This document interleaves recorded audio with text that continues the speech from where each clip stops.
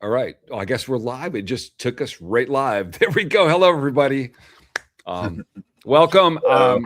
I'm really happy to introduce my good friend Trevor Grassi. We haven't really had a chance just to do this, right? Just the two of us, and I am so honored that because Trevor does. If you knew the depth. Sorry. I had the live presentation on. It started repeating. I don't know if you heard that. No. It sounds like Fixed it. it sounds like we're okay. If you know the depth of the things that Trevor's working on, it's like he's not a one-trick pony, and there's so many things for him to choose from, and so much in the can. I mean, the same for me too. It's just that when he agrees to take the time out to come to my conference and give a presentation, you're going to see stuff that is groundbreaking that no one's ever seen before. I know a little bit about it, and the thing is this conference, if you can't make it to Mackinaw, we've only got a couple weeks. If you're in the area, if you can come, we have campsites for every budget. We've got motel rooms if that's your style. We've got cabins, but the in-person thing of being able to hang out with Trevor and the other guests is going to be really special. But online streaming, we're going to do our best to cover the entire experience if we can. It'll get a little bit more tricky when we go outside to do the sky watch or the bonfires or things like that. But we're going to do that as well. So anyway, welcome, Trevor. Thanks, bud. Yeah, I'm excited to get a chance to speak about this a little bit, and excited to do a live actually as well, because I've been doing a lot of more pre-recorded stuff. But anyone who's coming in right now, I'd be really happy to get some questions and answer whatever people are interested in. I just recorded with our friend Danny Abner a couple days ago, and he was asking about, he was like, I don't even want to know what you're going to bring to the conference, because he's going to be there coming with us. But I told him straight up, I was like, you know what, Danny, I don't know. I don't know what I'm going to present, because I've got, maybe 4 or 5 different presentations I've been working on right now. And I've been torn between trying to bring pieces of each, or it's kind of settling into a plan at this point. But I'm glad to hash some of it out with you today, because as you say, I don't do conferences often. This will be my second official conference where I'm presenting. I've had some small guest spots here and there, but I've really only presented once at the Pyramids conference that you were at last year. Just a really fun one in Gurnee, Illinois. But this will be my second presentation ever doing public speaking, and it'll also be the third and fourth, and because I think I'm going to break it up, have a couple presentations here like we were talking about. So yes. Get into discussing some of the topics we're going to hit here. But I'm so excited, man. Just 2 weeks away, and so grateful to you for setting this up, because, like I said, one of my favorite parts is not just all these great speakers coming together, but the natural setting and to see your property. I've been dying to see this place. I know it's really sacred ground and an amazing place to have an actual gathering of the minds. So thank you, my friend. It's one of those things that, and I know you believe me, but I'm just saying I can't really describe it to you until you come here and see it. And it's like Egypt. Yes. And I was just Nikiana Jones, because she had some options on when to come. I said, come as early as you can. I said, number one, if you come the day before, you could still get lost. I said, it's really a big place, so come so I can get you oriented, so you can kind of plant yourself and feel the energy of it. But the thing that's amazing me, Trevor, is we've got you bringing stuff that no one's seen before. And I swear every single speaker is giving us information drops that are exclusive at this conference, that I know that, okay, let's say it's not going to work out for you to come in person. The live stream, you don't catch it or whatever, but what's going to live on from this conference is going to be historic. The things that are going to be dropped. I mean, okay, I just looked through the pictures in my heads, of the speakers. It's like we got Scott Walter. He's bringing us recently decoded stuff that basically is ancient, that a bunch of these guys went into a room, got pizza, all these, Freemasons, Knights Templars, and decoded writings that talk about dealing with non-humans, right? This is the first time he'll be talking about that. And he's on his way to get more information on this after the conference. So right in the middle of this investigation, along with, he's got a couple million views with AJ on his new Basement podcast when he revealed these writings that they had of Yeshua, Jesus, and talking about crazy stuff, Emery's just like, he was just telling me, some of the things that are upcoming for him, but his presentation is going to include Darla, that he's working. They have a company, Emery Star, and their health technologies. It's like, so like they have one of the things, if you've been jabbed or got COVID or have the spike proteins, one of the things that they've clinically proven is this nattokinase, which is basically a digestive enzyme, and they've got their own high-end thing of that. They've been actually working with me. I had like the best day today, waking up. I mean, after this has been about 2 months of them working with me on things, right? And I have to be careful what I say, because when you get into things about helping people's wellness, as we say, it gets really legal, right? Yeah. YouTube overlords are pretty sensitive to that kind of stuff. Yeah, and then we got JP coming, bringing a freaking acorn given to him by a being off of a ship. Yeah, and he feels that he's guided to have us plant it here in Mackinaw, which we'll talk about a responsibility attack, right? Because what could be the most important thing, you could find? You're going to have to be Ningashzita, the guardian of the sacred tree of life. Oh my, seriously. But you got it. If anyone could handle it, I think it's good. I could say actually quick about Scott, Emery, and JP. All three of them have some stuff that's I'm really excited to see, because it does overlap with some of the things I've been looking at. Like Scott, for instance, I just sent him the material I pulled out from the Osiris shaft and presented last week. I had some of these images that I was showing in the ceiling of this tunnel that appeared to me to potentially be blocks that were part of a construction that no one's ever seen or, talked about before. So I sent him the images of that, and I asked him to try and take a look before the conference, and we can talk about that a little, get his forensic geologist's perspective on these stones, because I really wanted to get a geologist perspective. And Emery, we've got some overlap in part of the, we'll get to that in a minute, I'm sure, talk about hopefully a film premiere that's going to involve some work he's done, as well as some other friends.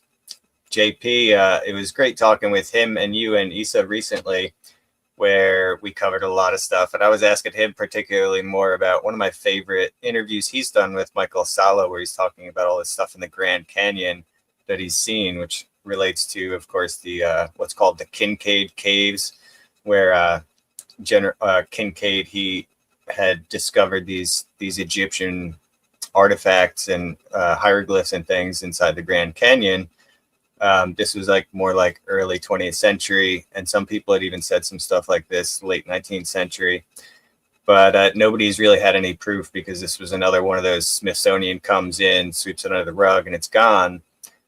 They said no one like Kincaid ever worked for them or anything, but JP gave this whole experience about seeing all this Egyptian stuff there, which fits with the greater global scheme of seeing the Egyptians going all over the world, and specifically targeting these points on the ley line grid that are convergences of, nodes of energy where the ley lines are crossing. So if the Egyptians came to America, they would beeline for the Grand Canyon area, the Sedona area, Area 51, Roswell.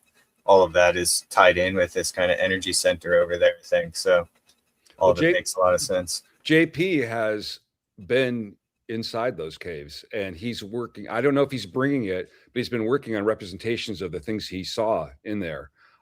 Through, like, he's allowed to talk about some things. This is one thing he's allowed to talk about, which what happens is you learn as you get to know these guys that about, it's not this massive blob that is who's controlling the information. There's basically factions, and so these guys have one faction, and there's another faction, and you can imagine like there's people that would murder you for your car or what's in your pocket, and we're talking about things that have enormous stakes, like trillions of dollars, like revolutionary things. And so people like this, have been at great risk and put themselves at great risk to bring this kind of information forward. So we are, and they're standing, like I was talking to Scott Walter about the responsibility that he has of bringing these writings out. I said, how many people were hunted down, burned at the stake, what they had to go through to keep this secret. And you're the guy who's now bringing it out. And it's not lost on him, that what's standing on his shoulders. But I can just continue. Like I've got a present. I recorded an interview with Trevor Hawk, and we just geeked out. I just saw his. You've got a misprint on that poster there. It says his name's Inez. Oh yeah, switched. Well, this is one that's okay. Trevor, the next one in line. I got a couple things to fix in this, by the way. Yeah, I just had. That's all right. It was Emery's. Cameron did a quick update to add Darla to it, and so I got to switch out a couple things on it. So forgive us. I wanted to get ready for this interview. Yeah, but thank you for mentioning that. Yeah, yeah. Inez was with. Okay, look how many people have been with us. This is a whole nother subject. To witness this recent dig in Mexico, because Inez was there. Mackinaw was at the site. You're there. I was there. We got Mark Russell, who's an expert on this subject, and we've got Aaron was there too, right? At one point. Yes, and Aaron he knows the whole layout. He's been there. He pulled stuff out of the ground. So we've got, and of course, Issa too. Yeah, and Issa, of course. Issa's like the person that got us there, right? Gosh, like the center of it all, really. Yeah, Sean. I was just discussing this last night with Nikiana that I was trying to remember like where I met Issa and because she had originally met Dr. Lydia and Arturo, and they were telling me about this incredible person, Issa, right? And the next thing I know, she's introducing me to, JP, Emery, and then I remember you finding all these artifacts that had that transistor chip looking Booga chip design on them. And I was like, and I know you're friends with Arturo, them as well. And so I was like, I know I was like, encouraging you to meet her at some point. Cause I was like, you got to talk to Issa. Yeah. So we got that little guy. Yeah, that's what we're talking about. Yeah. So, well, and Issa's just been so, like I'm finding out more after talking to Emery a little bit more about other things that they're all working on in the background that are just pivotal, ground changing. Like she had hinted a little bit about it, but he kind of, and I don't know how much I could talk about yet because it's all in the planning stages, but these are public big events that are going to happen in the next few months. So, I think at the conference we'll be able to talk about that. The thing, I know people get frustrated because we're hinting at all these things we have to disclose, but if you let just Trevor go or me go or any one of these go, we could go for hours with the amazing amount of stuff. So it's almost like we need to get you in the room, turn it up, get the screen going, show you what's happening, be able to explain it, give you the context. I mean, just the fact that we've got, I'll give you a little teaser. Like Jean-Charles is going to make himself available, on the first day. So we'll have him to be available because if, what you're preparing involves him. He's a key witness. He's like our eyewitness of it. We will just tease that a little bit for right now because we all have work to do. I think we can bring that up. Talk about it a little bit. I think there's going to be details there that are going to be revealed that are really the big secret about it. So it's fine, I think, to mention that what we've got with him, which was basically an interview I recorded last year with Jean Charles that I think we can put out. I won't give everything away about it, but I'll say it touches on some very important stuff regarding Egypt and potential off-planet connections and craft or ET contact, that kind of thing. It's a subject that I've personally been very just delicate with handling in the past. I have broached the subject before, but to really dive into it, I really felt like it needed a preliminary kind of explanation of all the evidence I've seen that has gradually warmed me up to the idea and eventually convinced me that this is such an important aspect of the Egyptian civilization that to ignore it is disrespectful to the ancients. It's, we often in the alternative community, if you want to call it that, we get branded with this type of an association with trying to downplay the accomplishments of the ancient Egyptians because, some people do say, it wasn't the Egyptians who created this, or it was a different civilization entirely, or different people. But I don't really see it that way. I see it as the ancients, the people who are in Egypt today, the Arabs, all the different cultures, the Buto-Mari before the dynastic period. There were so many different people in Egypt and the entire lineage since then. I see it as giving more credit to the people who are the descendants of the ancient Egyptians. I don't think they're different people. It's changed many times which cultures are occupying, but really I see it as a legacy that's globally present, and globally it represents the ancestors of all of us here on Earth. So I don't see as many regional disconnections or saying, oh, it wasn't the Egyptians who did it. And I think most of the information I'm trying to help bring forward is actually, it's giving the credit that the actual academic Egyptologists have not been giving them, because they're denying the existence of this high technology and knowledge. Whereas we're saying, it's clearly there, and it clearly was the inheritance that was passed forward to the Shemsu Hor from the gods themselves, and then from there to the pharaohs and the dynastic lineages, and from there to the modern day world. These families are still the royal families around the world. So that's a whole other.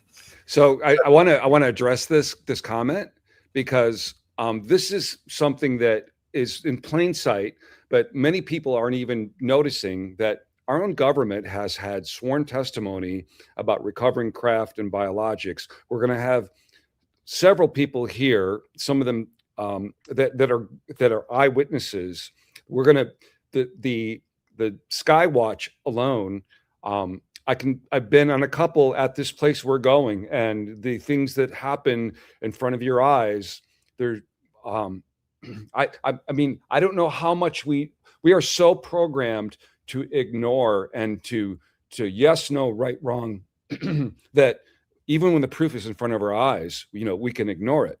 And so one thing that's happening here, we're going to be presenting data from Trevor Hawk that he's been working on these artifacts, and what he's discovered already is such high technology dating from corroborating methods from tens of thousands of years ago that will change everything about how we live. And so we don't have to wait for this.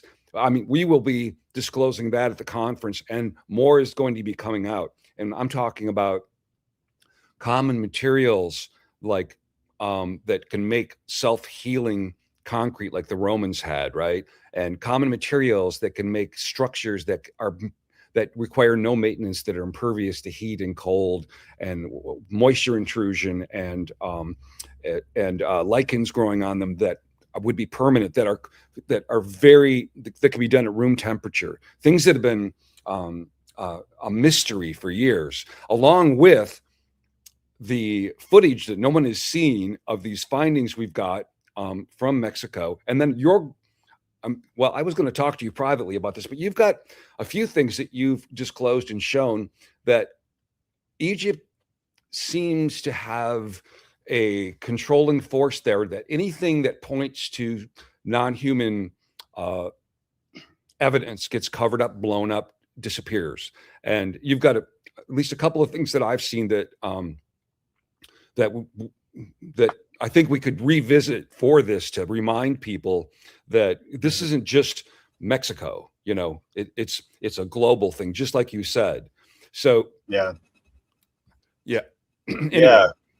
Well, I could say, I mean, yeah, thanks for the question, Starfish Troopers. Good to see you in here. I think you're referring specifically to this Egyptian extraterrestrial stuff, and I wouldn't mind giving a fair amount of time to that as we talk today. But how confident are you to prove that it's that there is potentially a ship under Giza? I'm assuming you're asking something along these lines specifically, and I would just go ahead and say, I mean, it's not a secret that Jean-Charles Moyen has mentioned before that he actually physically in body, in person, witnessed a UFO that was underground in the vicinity of the Sphinx.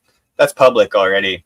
But what I've got here is an interview with him going into great detail with that, and me asking him all these questions that I feel are important to get enough information from his account of it in order to compare that to other accounts, some of which are also publicly known already, but that can be placed side to side with this new kind of very descriptive details of it.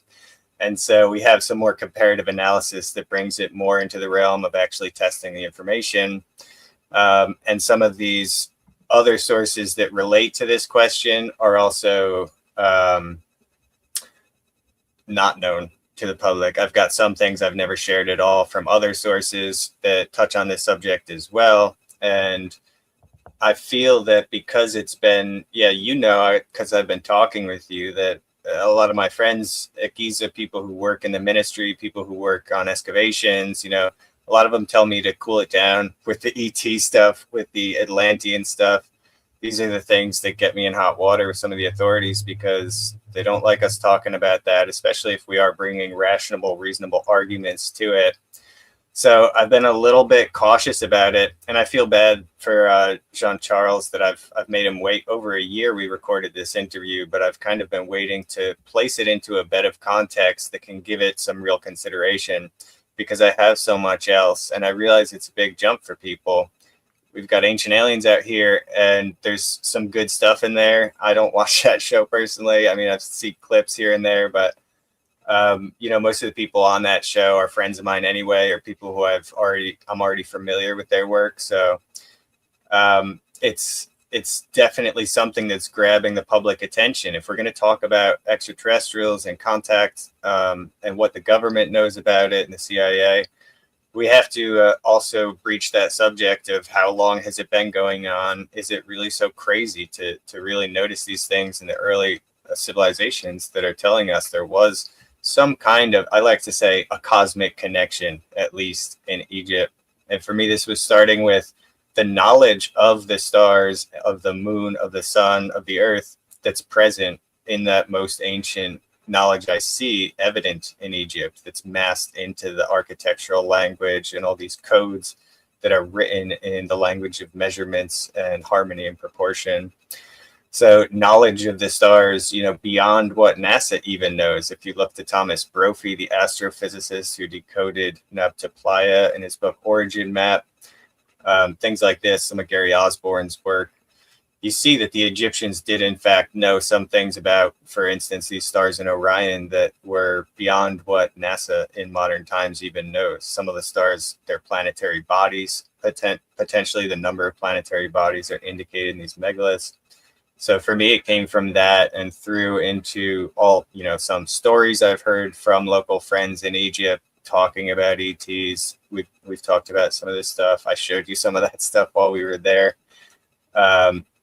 So yeah, what I'm going to do is basically try and bring a presentation that, as I mentioned yesterday in a post I made, it was kind of a bold statement post, a bit of a shock and awe, like you'll find out kind of thing, but really saying that I'm going to do, what I do to these subjects, which is bring all the context that I find to be relevant in any sense that has any kind of substance to it, or that I believe is worth considering in this question. And I'll tell you, that comes from a lot of different areas. It's not just, these new accounts, but Jean-Charles' interview where he's actually describing this thing is kind of the cherry on that ice cream sundae.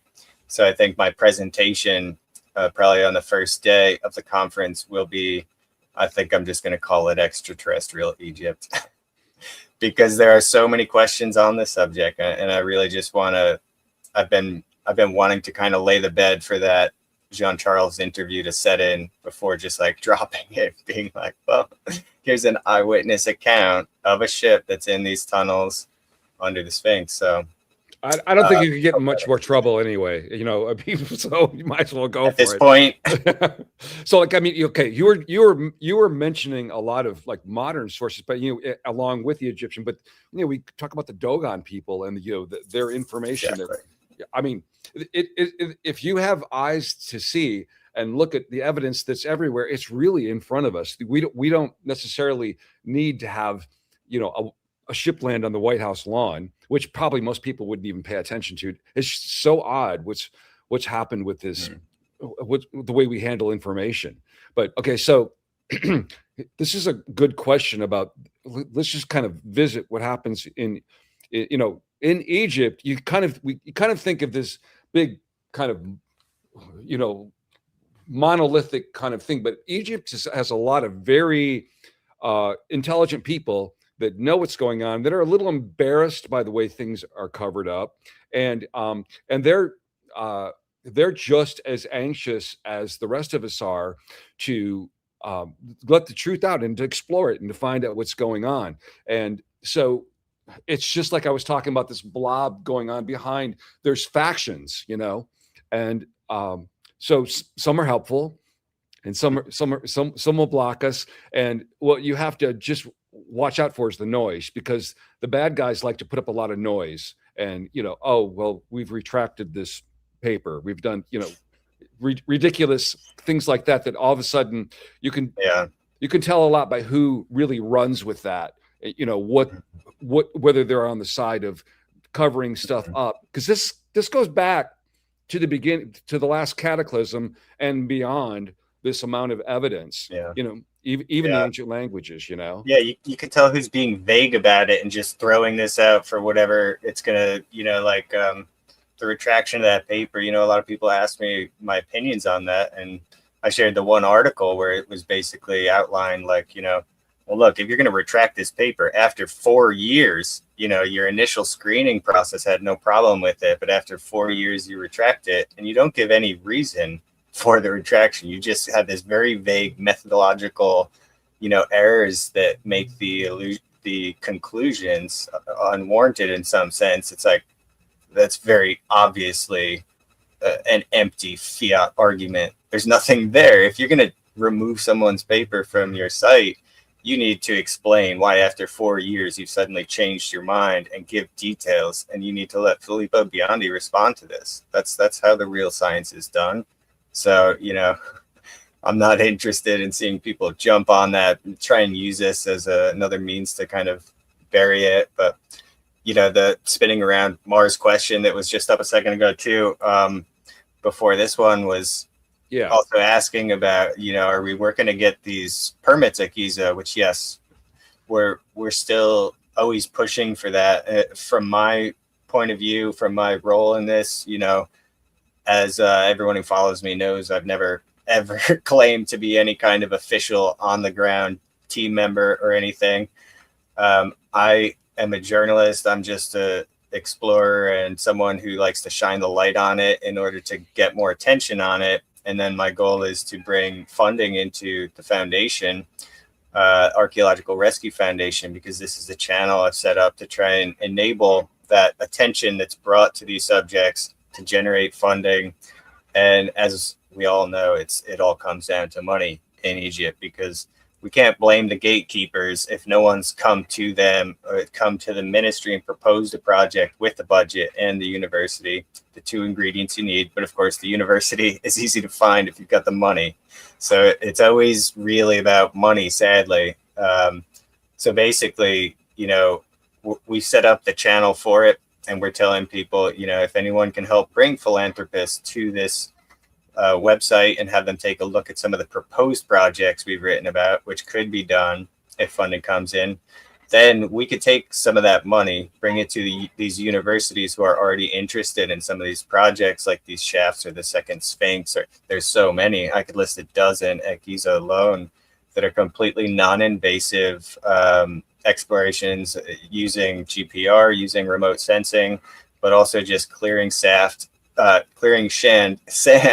of shafts, and things like that, which do not hurt anything, do not pose any risk to the monuments, but have a very good chance of leading us to some of these very important entrances. So that's the approach is an all like shooting for all of this stuff, but we can't really, personally, I can't really help start or initiate anything until we get some more funding, or any funding. Really, we need enough to get it started. So well, and let me just mention the Archaeological Rescue Foundation. The thing is if you go to the site, Trevor's done an amazing job. It's like already like a beautiful piece of literature there on the information he has, not only on Egypt, but also other sites as well that we'll talk about. And part of this is like, you can see the work that Louis de Cordier did to write this beautiful plan that took, he worked that thing for over a year. It was like just a piece of art, right? And now there are universities, there's funding, and work is finally starting on the labyrinth. And so these things have an effect. You can have an effect, even if you just like put what you would spend on it at Starbucks for a coffee and contribute it to something like the archaeological. Like there's a project that is on the boards right now that is not that expensive, that would be amazing for people to see, and it's not really expensive, and just a little bit of money goes a long ways, because we've got and it's tax deductible, by the way. Anything you give to that is tax deductible. You can put it right off your taxes. But okay, so I got a couple of comments here about the some of the artifacts, and I've got one here asking about Michael. Now they're probably talking about Mike Forrest. Now we've got a couple of really people that go back a long ways. Like Scott Walter was on these artifacts many years ago, had a whole just History Channel episode you can look up online with like Gray Braden, Nissim Haramein, and Mark Russell was on it. And then and Scott Walter, forensic geologist. And we're bringing one of the, Mark Russell to Disclosure at Mackinaw, and we will have, you can experience these artifacts on your own. Like 1/3 of it is here. There's another third in a storage locker in Laredo right now. And another third, fingers crossed, will be on its way. And I want to explain something, because this just went live on the George Howard News Network. What is the name of that news network? It is huge. Titan. Yeah, I did an interview, and the comments were, this a-hole's stealing artifacts, and talking about it, whatever. Okay, let me explain how this works. They will not acknowledge these artifacts because they have not humans on them. Because of that, that's how blinded they are to it. So when you come to my understanding was like some of the ones in Ojuelos, even they were looking at it first, and then like at a certain point, just kind of dropped interest. Like if that's kind of what I had heard was INA's the Institute National of Anthropology and History. It's like the Ministry of Mexico, essentially, of Antiquities. Yeah, so you can actually, with cooperating methods, you can demonstrate pretty bulletproof how old these are. And Marco Vagato was talking to us about this, right? And he said, I don't understand, because there's people that are above the law. They have so much money. They're elites, and they buy these Olmec artifacts, outside the market for hundreds of thousands of dollars. And if what you're saying is true, these are even older. And I said, right. It makes no sense, right? And Trevor Hawk was saying that a few years ago, he would have amazing discussions with academics and researchers and people to look at these. And then as soon as they saw not human things on them, it would just be, they would ghost him, right? He said, that's not happening anymore. He said, now what happens is when they see it, they go, oh, that's interesting. And they are making breakthroughs that will be disclosed at this concert that I'm saying they're civilization changing. And this is from stuff buried in the ground that's been there for thousands of years. And it's almost like a message or a time capsule from the past that we're just finally looking at with open eyes. So, you know, at this conference, we're not only going to have the artifacts that, you know, there's a lot of citizen researchers like Mark and kind of reluctantly myself, they've kind of like taken over a bit more of what I'm doing than I would like. But, and also, you know, Forrest and I mean, there's Josh Sizzler. Anthony Michael is the guy who's going to be at the conference, who took me to all of his contacts, who took us out into the desert to some very dangerous places, and where I was able to pull things out of the dirt myself in the middle of nowhere, and you know, just nothing, you know, and so. And even when he would post videos and people are like, oh, that's stage, that's so fake, you know, and I'm just I hauled my ass up that like thing in the sun, crawled under the rocks, you know, and reached in with their snakes and dug out between roots of things, you know, to pull that these. Reaching into a hole in the ground is it's a funny feeling when you care that much to stick your hand in a desert hole. You never know what's going to jump out. Yeah. So they were the first ones too a few years ago when you and I were both at that conference where Anthony and it was both of them were presenting the Aslan artifacts they had, and Josh. Trevor. Yeah, they you know, that was one of the first times I was looking at these things like, no, what is this? But then again, Scott Wolter's there right next to me, forensic geologist, and he's looking at them and taking it seriously enough. So I'm like, what? That's where this one came from, was that conference. Because I remember that one. Yeah. So we've got and this was at the point where they started realizing that some of them were UV reactive, which is something at this conference I'm going to try. I haven't figured out how I'm going to do this yet, because I want it to be well lit, because I want everybody to be able to inspect. There's a lot of iconography on these, but some of them under a UV light are very reactive. And so I've got to figure out, like, maybe I'll have a tent, or are we maybe thinking like a separate setting, like show the ones that you want to see in bright light and then have a separate thing where we've got the dark light with the UV separately. So we'll figure that out.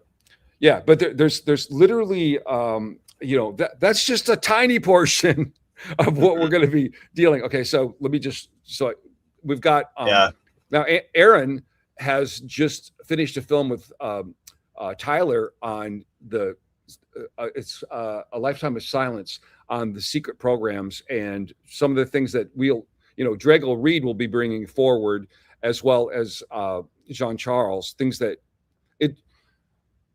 we've got Inez to kind of give us, and Isha to kind of give us the basis of why what we think of as solid reality isn't really quite like that, right? And then we can kind of get into how these things of like time dilation and stuff can actually work, because I really want for people that are so grounded in thinking that what the reality is they see, to understand that it's we're only seeing a tiny sliver, so tiny that if I made a huge thing and tried to give you the slice of what we can perceive as human beings of the entire EMF spectrum of the universe around us, it's almost impossible to make it small enough, right? But yet we think we know it all. So I kind of want to start like giving a sense of that, to open people up to what they're going to be disclosing, because to everyday person, it's amazing, you know? So, yeah. And then we've got Nikki on. Go ahead. I feel us moving forward. I just wanted to catch one of the other questions quick before we keep going on this route, because Spinning Around Mars also was asking about Dr. Shock, and I have reached out to him about some of this stuff in Giza. I just want to mention, because he has a very perfect, I mean, Shock is one of my heroes. I think everyone knows that, because getting to go to Egypt with him, I learned so much from him and Katie and the Oracle, the Organization for the Research of Ancient Cultures, which is his nonprofit with a bunch of people involved. But Shock is, I have to shout out that he's like the chosen one who is actually bringing some of this really important stuff into the universities by not only being a very respected member of the faculty of Boston University, but literally he is running his own like department of Boston University, like a sub school of his own that's called the Institute for the Research of the Origin of Civilizations. Pretty sure that's what it is, which is, what could sound better on an application aside from the fact that the Giza officials are already quite familiar with Shock, but this is exactly the kind of program or university that could get involved in this. So he has expressed interest, and we've talked about, what it would take to get him involved in some of these, but I appreciate that question. And I would just say we are seeing if he can be involved in some of this stuff, because he's been working since the early 1990s with John West. I know he's wanted to see what's underneath the Sphinx's paws in that chamber that he and Dobecki and West found. So good question. And yeah, I think he could be potentially involved in some of it. And mentioning Klaus Donna as well, that's pulling in Hawara again, because Klaus was working very close with Carmen Bolter and Lewis and everyone who was working on the first scans that were through Geoscan, showing us some of the deeper stuff at the labyrinth before Tim Akers came out with the other one that just came out last year. So I just want to jump in really quick because we're talking about Shock and we're talking about Lewis. And so I have this book where I actually go through what Robert Schoch was put through, just being a pure scientist, as well as my very good friend, one of my editors too, Dr. Donald R. Rapp. He was just presenting data, and it was a presentation at a university, and it was interrupted by the Sierra Club, of which he was a member, and they ruined the presentation because he was just giving data on the sun. It wasn't like anything crazy, but there is definitely a control system out there that is put in place to keep. And I probably, the people watching this, I don't have to explain it to you. You probably all understand what I'm talking about here. But I just wanted to mention I just sent a copy off to him and Katie of it and signed it, because I'm so grateful to them. When you read what it seems like it's past history now, but what they were put through was ridiculous. They kind of made a kangaroo court. They brought them there under false pretenses, kind of like it was going to be a presentation or whatever, and then they just attacked them, and thank God, like, time has borne out the his scientific method and how careful he's been, and because their research, Katie's recent information, Dr. Schoch's wife, Catherine Ulysses, on the buried structures, opened up a whole bunch of questions for me, and I'm still kind of going back and forth with them about timelines, because there's a whole big mystery behind that. So anyway, I just wanted to mention that. Yeah, they're doing good work. And Oracle's still, that's still jumping on some good projects too.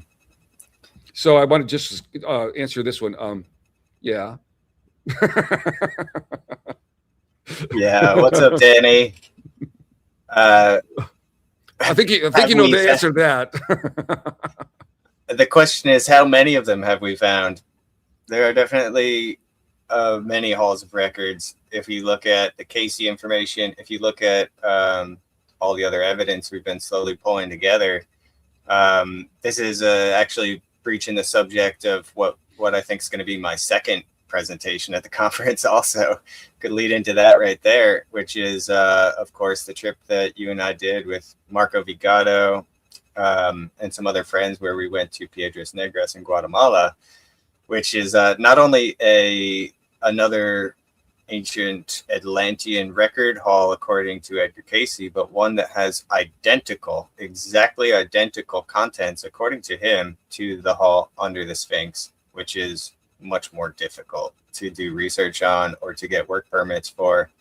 So the Piedras Negras Casey said there were 3 of these record halls, one under the Sphinx, one pinpointed under Piedras Negras, the third at the bottom of the ocean, somewhere near Bimini, which is going to be a lot trickier to get to as well, due to the ocean on top of it.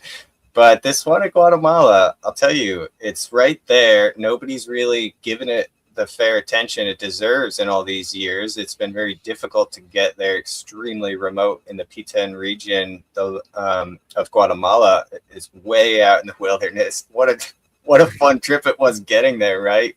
Just broke rides. Hit a rock, and luckily we cracked our propeller on a rock and started. We had lots of. It was amazing. Like our first day at base camp, we had our guides came out that morning saying they found jaguar tracks, a mom and her baby walking on our beach. That was like a really auspicious sign right from the start. But we were intense, sleeping on a beach. Yeah, they walk through. Yeah, and like I was thinking, like because I wanted to do those howler monkeys. They get loud at night too. It's wild. Well, and we you've got army ants, red ants, scorpions, poisonous snakes. All the jungle movie stuff is there, right? And I was thinking, something because I'm running around bare feet dowsing it. Barefoot with these fire ant hills. That was wild. That's why I started calling you Franco Baggins. There, you were like a hobbit. I just was like, please, don't bite me. I'm just here. I only had one army ant that was kind of an asshole that took a big chunk out of it. That's all you get. Okay, that's it. Okay, but yeah. I just want to mention that both there and in Egypt, if you pull out dowsing rods in Egypt, everybody loses their head. You got to your guide, you got to pay off guards and whatever. But so Trevor and I had a bit of time at the Sphinx inside, right? And I kind of snuck around where nobody could see me. And this is also Pedros Negros. And if I'm going to dig a hole, I ask a lot of times, right?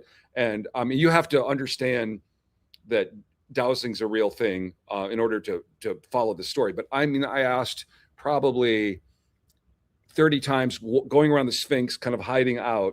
And every time it pointed to Bill Brown's horse enclosure. And then at Pedros Negros, every time it pointed to that one site that we won't talk about yet. So, and it's anecdotal. You have to really kind of understand that when I go to Mexico, that's how I find artifacts as well. You'll be in the middle of nowhere and I'll ask or have a pendulum and it'll tell me where things are and we'll dig and there'll be an artifact there, right? These things, this is part of the universe that's not materialist, that doesn't fit into the, and like I said, probably anybody that's watching this right now, we don't have to convince of this, but I just wanted to give just a further sliver of evidence to what Trevor's saying about the location of these. Yeah, some of the pyramids of Piedras Negras they kept targeting when you were holding them, and I witnessed it in the Great Pyramid where they went totally crazy helicoptering around. That was hilarious. I was like, oh, we better not post this. That guard will get fired, I'm going to post it at some point. I'll keep guards out, but yeah, they really do go crazy. And a lot of people have seen my series, Secret Underworld of Giza. Bill Brown's wife, Lucina Lobos Brown, she brought those dowsing rods to Giza, to Hawara, and she pinpointed so many ground anomalies that were accurate that Dr. Shaheen, Dean of Archaeology at Cairo University, gave her an award for this, for bringing something so effective to the field of archaeology. And I think a lot of people have realized what a powerful tool dowsing is. A lot of our friends in the field have brought that out, and it is true that when you're pinpointing these energy sources underground, there's always going to be chambers. And it's not like we're sitting on that as the evidence or, to stand alone. A lot of what I'm going to bring in my presentation about Piedras Negras is really exciting because even having seen what we saw there in person and even seeing all the footage I got, it's not even taking into account all these stelas and thrones and artifacts from Piedras Negras themselves that I've been digging into with all these different research papers. And all of these hieroglyphs on the stelas are inscriptions talking about things that are word for word. It sounds like what Casey told us about the establishing the original foundation of the site, having to do with this extremely important cave location where something was put in place, something was protected. There are there was a stela, I think, at O10, Pyramid O10 out in the woods, where it actually said there's a tunnel underneath this pyramid. And that's what led, Pennsylvania University back in the 1930s to try and dig that out. It kept collapsing in on them when they tried to dig it, but we know basically. And, to shout out Greg and Laura Little as well, and John Van Auken, who were some of the first to actually investigate Pedris Negris from the perspective of the Casey readings and really dive into what he had said about it while investigating on the ground. So we had a fair number of, but otherwise not many expeditions have ever been there, because like you saw, and like I say, it's there are drug gangs there. We saw the graffiti painted right onto the temple walls and on the trees. These gangs are trying to own that territory. It's been very dangerous for anyone to even get out there. But the site also had a massive influence on the process of teaching people how to read the Mayan hieroglyphs from the 1930s forward. These things, it actually opened up a lot of avenues for people to see that a lot of these Mayan hieroglyphs across all these sites were actually referring to specific real events, pulling it out of mythology into history, basically.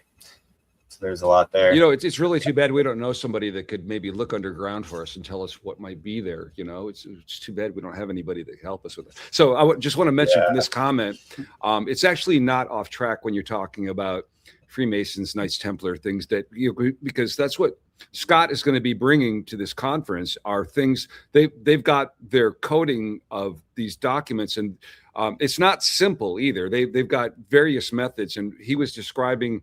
I did an interview with him to promote, that he's coming and what he's going to be bringing, and he said, these guys all get together in a hotel room, order pizza, they don't leave, and they just work for days on these documents. According to what. The thing I've also learned about the Freemasons and the Knights Templars, if you know something, they'll talk to you, right? And so I didn't take any oaths or anything, so I could talk about stuff because if I find it out on my own, basically what I understand, because he's already recovered some documents that talk about them bringing the Knights Templar bringing gold and things here, not just gold. They have artifacts. If you watch the Da Vinci Code, the things he's told me it's real. The Vatican has secret agents. They're trying to steal things from the Templars. The Templars have John the Baptist's jawbone. John the Baptist is actually Jesus's brother. So they've got DNA from the Holy Family. It gets very interesting, and you get a whole nother picture for what's really going on behind the scenes, So yeah. And this one here is, I think this book that Scott actually wrote the foreword for Donald Ruh. This book is just full of all kinds of maps, Templar, Freemasonic, codes. And I mean, this is unbelievable. This is like Indiana Jones meets Oak Island meets National Treasure times 1,000 plus the original purpose of the Templars in Jerusalem. What did they first find there? What did they learn about Jesus? So this, it took me a while to finally throw down $50 or something, but this book it's 10 pounds. It's unbelievable. I've never, it's going to take me another lifetime just to really get what's in here, but I would love to talk with Scott more about this because this is my backyard. He's talking about the Catskill Mountains, which is where I grew up and live. I call it my shire. And they're called the Scrolls of Onteora. I went to Onteora High School, personally. And I always thought this was a Native American word. It's not. It's to do with Jerusalem and Jesus and these first Templar secrets under the Temple Mount.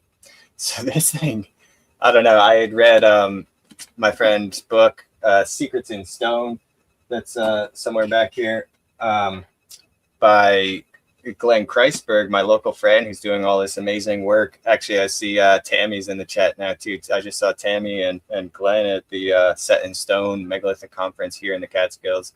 But it was Glenn's book that first just kind of mentioned this thing to me, where it was yeah, there are these stones being found near Hunter Mountain, near Big Indian, Frost Valley, this place where I was literally living at the time. And some of these stones they were finding in the woods had Phoenician scripts and Hebrew writing on them, like carved into these stones.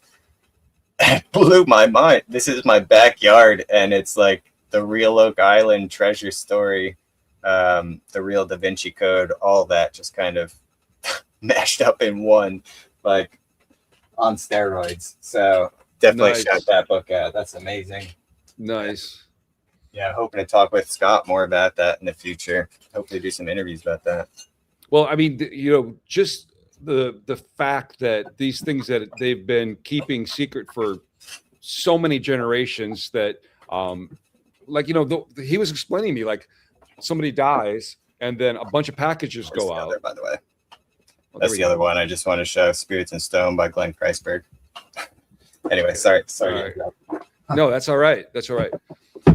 He was explaining, like, somebody dies and then a bunch of packages go out, or sometimes it goes father to son. And this is the way that a lot of these things have kind of been kept out of other hands for a long time. And I said, so obviously you're standing on the shoulders of all these people that have done this, and this is the time, and so how interesting to be in one of these kind of secret organizations at a time when they're able to start revealing this stuff to us, right? Yeah, with Scott and Tim Hogan and stuff. Whenever I meet friends that are either Masons or Templars, there is, no question, a red flag about it. And I'm cautious about what I hear from people from within the lodges. But I don't hold that as a rule. And if someone is showing that they want to share stuff and they're kind and open and responsive to the public about it, then all right, that's great. He and Tim both seem to be they're in the disclosure circuit. They're going to conferences and they're telling us all this stuff that it's just information we can take and believe it or not if we want, but use our discernment on it. But it's like when we Filippo, we did address that a second ago, Danny, just quickly anyway, but I was going to bring up Filippo anyway right now, because remember we were at Cosmic Summit last year. I introduced Filippo and Armando to Tim because Tim was talking about this Templar vault in Montana that he wants to open up and share with everyone. And I'm like, hey, opening up and sharing with everyone, that's my game. That's what I love to do. So what's interesting is they kind of know where it is, but they kind of could use a little help from Filippo. Yeah, he wanted some help pinpointing it using the technology, which is like, okay, he knows the general area. So it's, I think that could be really fascinating. Tim's talked about these Templar vaults that are all over the United States, buried under national parks and stuff. Like, people are walking on top of them, no idea. There's probably Da Vinci's down there and William Shakespeare, original manuscripts and stuff like that buried under their feet. So yeah, it's, I don't know. Tim shared a lot of stuff like that. That last question, quick too. There's plenty of evidence for a second Sphinx besides just the dream steel of Tutmosis IV. The acre symbol, for one thing, is actually a symbol with the two lions back to back, which you'll see right at the Vatican pine cone. Literally, it goes into it's a variation, I think, of the acre symbol, which is one of the oldest. And also funny that it was Tim Akers who literally spelled A-K-E-R as in the Egyptian term, who did these scans at Huara. But that's just a coincidence, I imagine. But there's this symbolism, like I say, at the Vatican by the pine cone. There's two Egyptian lions flanking the front of the pine cone with two peacocks in between that, and then the pine cone, which is this Yazida symbol. Actually, it's like an Armenian, very ancient symbol, I think, as well. So there's more than just the dream steel. Yes. Yeah. So I'm just going to put this back up here for a second. So, okay, all this, happening here on, August, just a couple weeks away. You can sign up online and see all 3 days online, or attend in person. And it's not in a hotel. It's not in a conference room. It's in a campground. It's in a very beautiful place. We're going to have a lot of time to get outside, and you're going to have access to very ancient artifacts that have not been decoded. And we're very curious for everybody's impressions, their ideas, things that, these things are encoded in a way that's, there's symbolism, like in ancient hieroglyphs, like we don't know what all the hieroglyphs, they haven't all been deciphered, but the way one method of deciphering them is to see them in a couple of contexts, knowing what's around them, and then figuring it out that way, which I witnessed Muhammad Ibrahim discovering one that way. So a lot of these, Scott Walter has said he has taken and started a database, and he's done like 5,000, and he said none of them matched of these symbols that are on these. Isha thinks that they're an algorithm. People that, now that I've, in my book, I was researching ancient languages, I think we may have lost some of the tools to understand how these things might be, because we're thinking of left to right or right to left as a language, and it's very like this. These ancient languages probably have more of a 3-dimensional or 4-dimensional, or even like another way of communicating things that we may not yet understand, and we may not need to have to decipher them. They may be speaking to us as they are. So people coming and seeing them in person is kind of why I have gone to a lot of trouble and expense to make them available. And so I really want people to be in the presence of them and see them and hear what they have to say. Yeah. I'd be interested to compare them to some of the different scripts I've found on some of these strange artifacts in Egypt, some from Giza underground that friends have found. Some, I don't know, I was just looking at some of Petrie's reports on Hawara and looking at some of these like foreign languages he found on some of these things. I'd be interested to compare not only all these Mexican artifacts to one another and see what these symbols, how many correlations there are within that, but also tying them into some of these other ones we've seen in Egypt and other places. I think there's a lot to look into with that. And a lot of times I think this information was too important and dangerous to allow it to be in any type of language that just anyone could crack the code of. And sometimes symbols are used more like passwords for you to access some part of the universal hard drive. And it's like, okay, just through this symbol, you can find a frequency that taps into something that's stored in the Akasha, but you find the password through to it. And the symbol is just kind of that access code. The information is actually stored kind of everywhere and nowhere, in the ether and the Akasha. So I think that's something with Egypt and potentially with some of these, obviously we're sorting through, there's plenty of fakes out there, but a lot of these things that people call light language, for example, are actually, like you say, kind of frequency keys to the place, like the copper scrolls, for instance. This is something where you connect with that frequency and then it takes you to the information wherever it's stored on the etheric hard drive, if you will. So one of the things that we're going to be showing is there's this particular site. Like I want to mention that when we're talking about Mesoamerica, because we've talked about Piedras Negras, and then we've got artifacts and information and films that over days Trevor's been uploading me some of his footage from it. I mean, from the first shovel digging in and breaking into the chamber of those artifacts you just saw, but also jumping on a plane and flying 2 hours north, where I was in a completely, in the middle of a desert, different area, and finding artifacts there that they have personalities and different dating to them. And in my humble opinion, that there are literally millions of them. The thing is it's extremely dangerous. It's cartel country. Mark Russell, after we had finished taping, told me some terrifying stories as well. But so when you come and you see these artifacts, just understand that it is fun and it is exciting, but it isn't like a vacation to go there and do this. It's a kind of very dangerous kind of situation currently, right?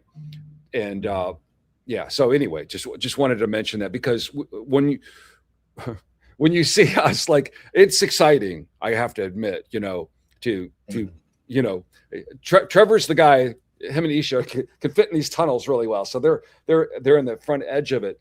But we had JP advising us, and he was telling us to wear masks because some of these ancient sites have dangerous things to encode them, and it's my brother Edward coming. I'm live. Want to come over and say hello? All right. He's popping his head in the door. Anyway, he's helping me with the conference a lot. Yeah, he's I have 3 brothers that run the campground where the conference is at, and thank heavens his wife does conferences, so we're getting some great lights and projectors and things that Cool. that are helping out a lot. All right, so let's see, what do we got here? Yeah.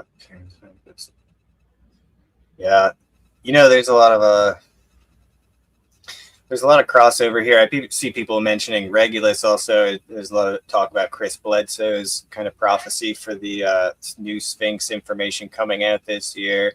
A lot of this stuff is Gary was just posting about that yesterday. There's long been a connection between these stars of Leo, and if there's some alignment with the Sphinx and the heliacal rising of Regulus and Leo, there will be a new coming forward of information out of the plateau and regarding the Sphinx. And Gary was making a pretty basic, profound point that, it says this is the year when a whole second Sphinx did supposedly emerge.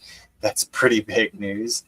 But that's not to say anything about the work Sean Whitehead is doing, trying to get into the large void in the Great Pyramid, or, the information my friend Stein Vandenhoven showed about this central eastern axis into the Menkaure Pyramid, which I covered and almost no one else has. I covered with Stein after the Scan Pyramids team actually confirmed what he had claimed.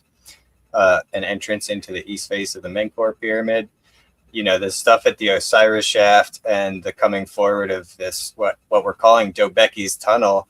I mean, this is, as far as I'm concerned, one of the biggest things happening right now at Giza is this, not that tiny tunnel I crawled through in the Osiris shaft, but the one that's under it that was detected by Thomas Göbeki with GPR, very well-respected seismological expert and geophysicist.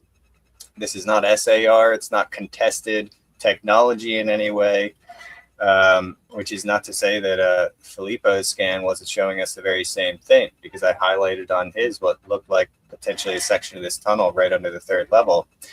But the fact is, Göbeki told us this tunnel underneath the 3rd level, which we are 9 feet away from, is connecting directly under the Sphinx, and in the other direction, directly under the Khafre Pyramid.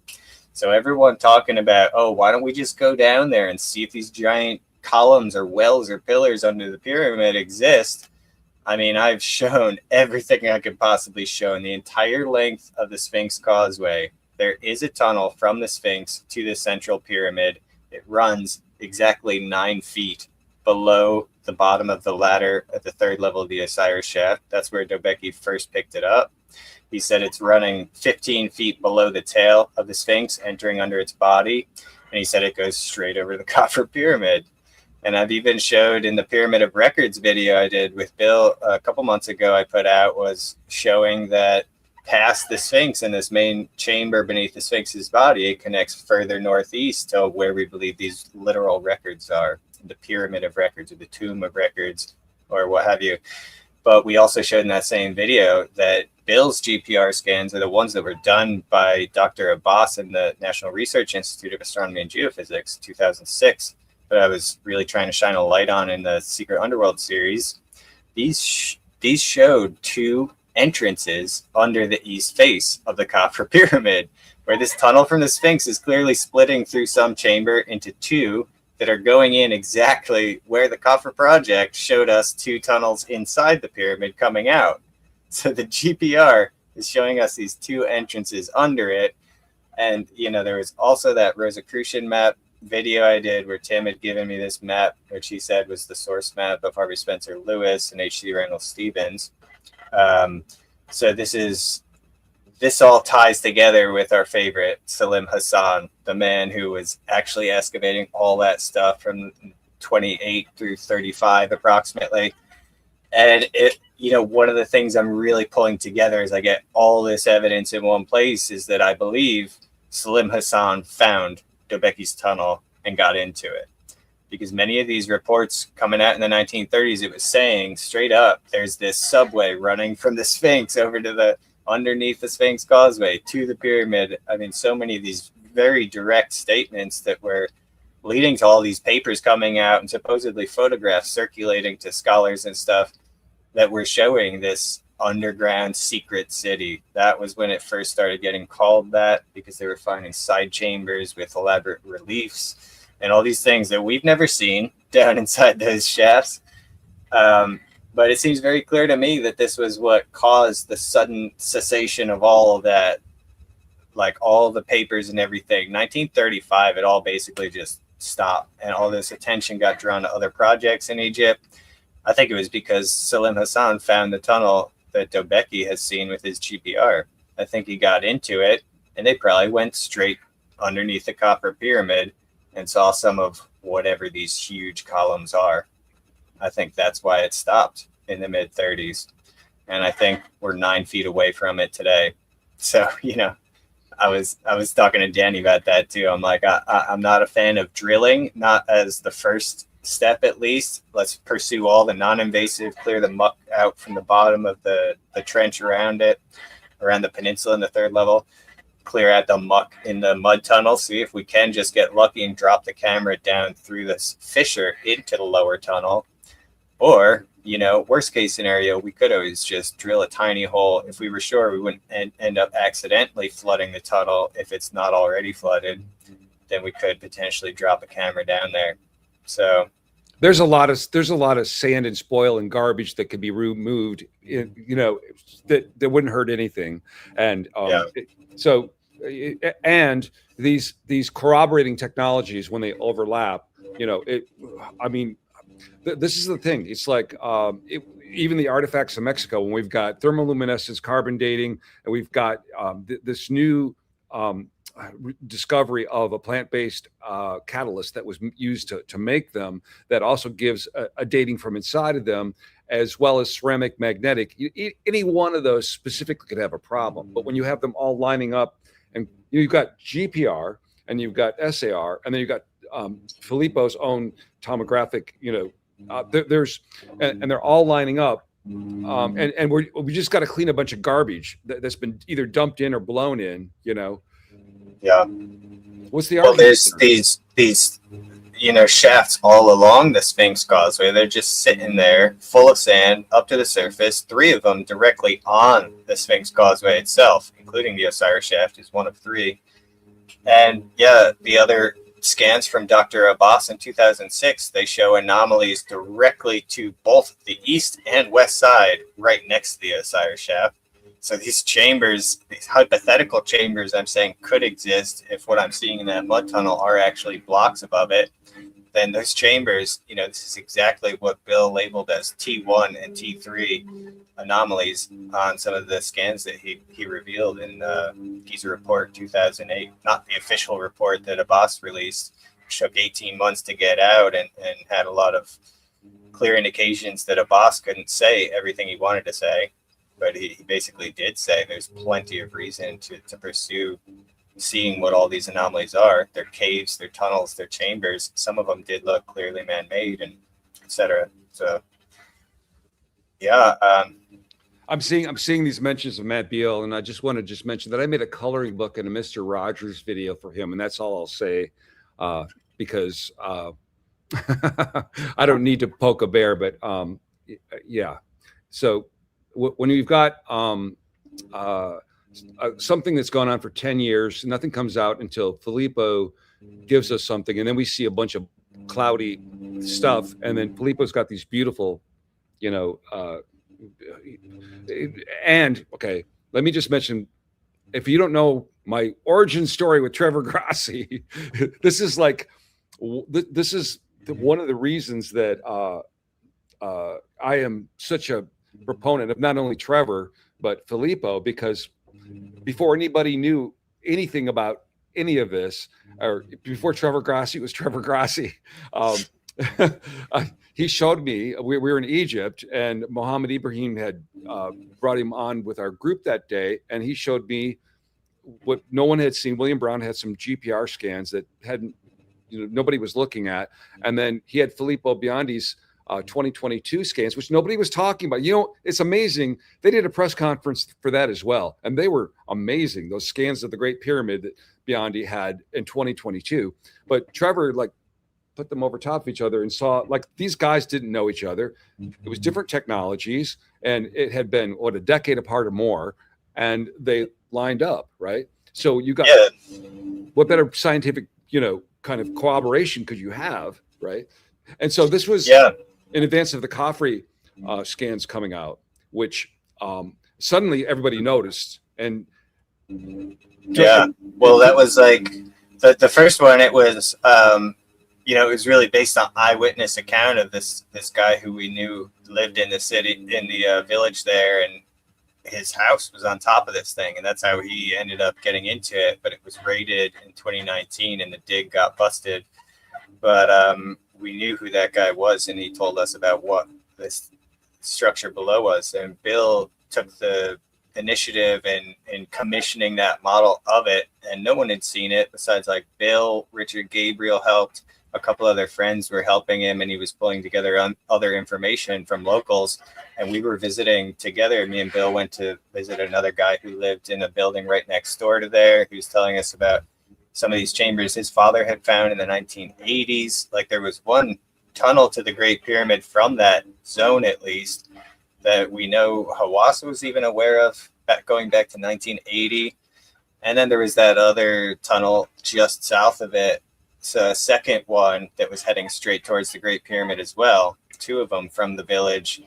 And the southern one was also busted in this raid in 2015. So there was, but yeah, the model that Bill had made was perfectly in line. The tunnel they described going under the pyramid, it was literally just exactly where Filippo and Armando and just Filippo and Corrado at that point had showed this tunnel connecting the lower two ramps in the Great Pyramid that they were showing. It was the exact same tunnel. Yeah. So that's what I told Matt when Matt invited me on his channel to talk about this on Limitless. I knew he was working with, the Scan Pyramids team, generally speaking. Sean Whitehead is not exactly the Scan Pyramids team, but he's kind of been working adjacent to them somewhat independently. But he's the one who's now been given the permission by Hawass and the funding by Matt to actually investigate the Queen's Chamber southern shaft, as well as drilling up into this large void above the Great Pyramid. But I went on Matt's show then and I said, look, I'm not necessarily 100% against drilling in the Great Pyramid, but I really don't think it should be done that way unless all of, again, these non-invasive methods had been tested first. Because I believe there is at least one tunnel going straight under it from the east side. In fact, now we have evidence of all three pyramids having their primary entrances on the north face, and all three of them having a secret underground entrance from the east. All three, even Menkaure and Khafre, and the Great Pyramid, we know of at least two, if not three, tunnels coming in from the village under the east side of it. So all three of those, this tunnel under the Great Pyramid Causeway, as opposed to the Sphinx Causeway beneath it, and all the tunnel running from the Sphinx to the Copper Pyramid, the one of the Great Pyramid running out into the village clearly has a tunnel from this temple running under it. And I'd be very surprised if it did not connect into all of the 20 chambers that were previously unknown posted in that paper. So, I'm telling Matt, I think, get them to take a look at this tunnel first, because I think we can get in there without having to drill or harm the pyramid at all. Bringing up the fact that Zahi had drilled in the pyramid before. There's these 3 boreholes in the Queen's Chamber. You can still see the caps on them because the sand started pouring out from the hole, and they were like, oh crap, what do we do? They didn't know what they did, and they started, potentially breaking the thing. They were, you can ruin the pyramid. Yeah. Howard said he thought it was some kind of sand for a movable stone to land on, so it might not have been super important, but we have no idea. Drilling. Let me put a commercial up here for a second. So let me just mention, because we got somebody bringing up Hawara. So here's the thing. All of these are ways to discover this greater, extremely advanced technology that are being blocked in every way. Now, Hawara, the excavation started, and it's been a really big process. Luce de Cordier and the universities that are working on this, it's been a long time in coming, and there's a greater plan to move the canal and all kinds of things. But it looks like when you've seen this recently leaked film of the meeting with Tim Akers that was done in the UK, and you're seeing that it basically looks like a time capsule, like something that's just happened and everything's in there. Ships are in there, one's upside down, right? And you see all these statues, all these items, and then we've got this substance or element or something that's not known to be something else that we have like on this earth, right? The greater effort of keeping everybody out of these tunnels, or looking under, or going properly excavating these shafts, getting in to see what's there, is also a part of what I'm worried about happening in Hawara. Because the first thing that happened was I was with Trevor in Egypt, and got to Hawara, and there was people digging, and we were like, who is this? What's going on? And the place he had just shown me, William Brown identified this as an entrance right here, right? So we're here, and they're out there in the middle of what would be the middle of the labyrinth, hauling sand in a very laborious way, which, like bags and holding and carrying. There's no big equipment, right? But the thing is if you happen to get into the labyrinth, which from what we know from all of these corroborating scans, it goes down many stories. There's no way to do it out there without damaging something possibly, right? Mm-hmm. And so we have an entrance over here, and this is so Egypt, right? Let's oh, okay, you want to dig? Okay, you dig over here, right? Yeah. So there's an overall, and it's not just that it's Egypt. It's not that it's just Zahi.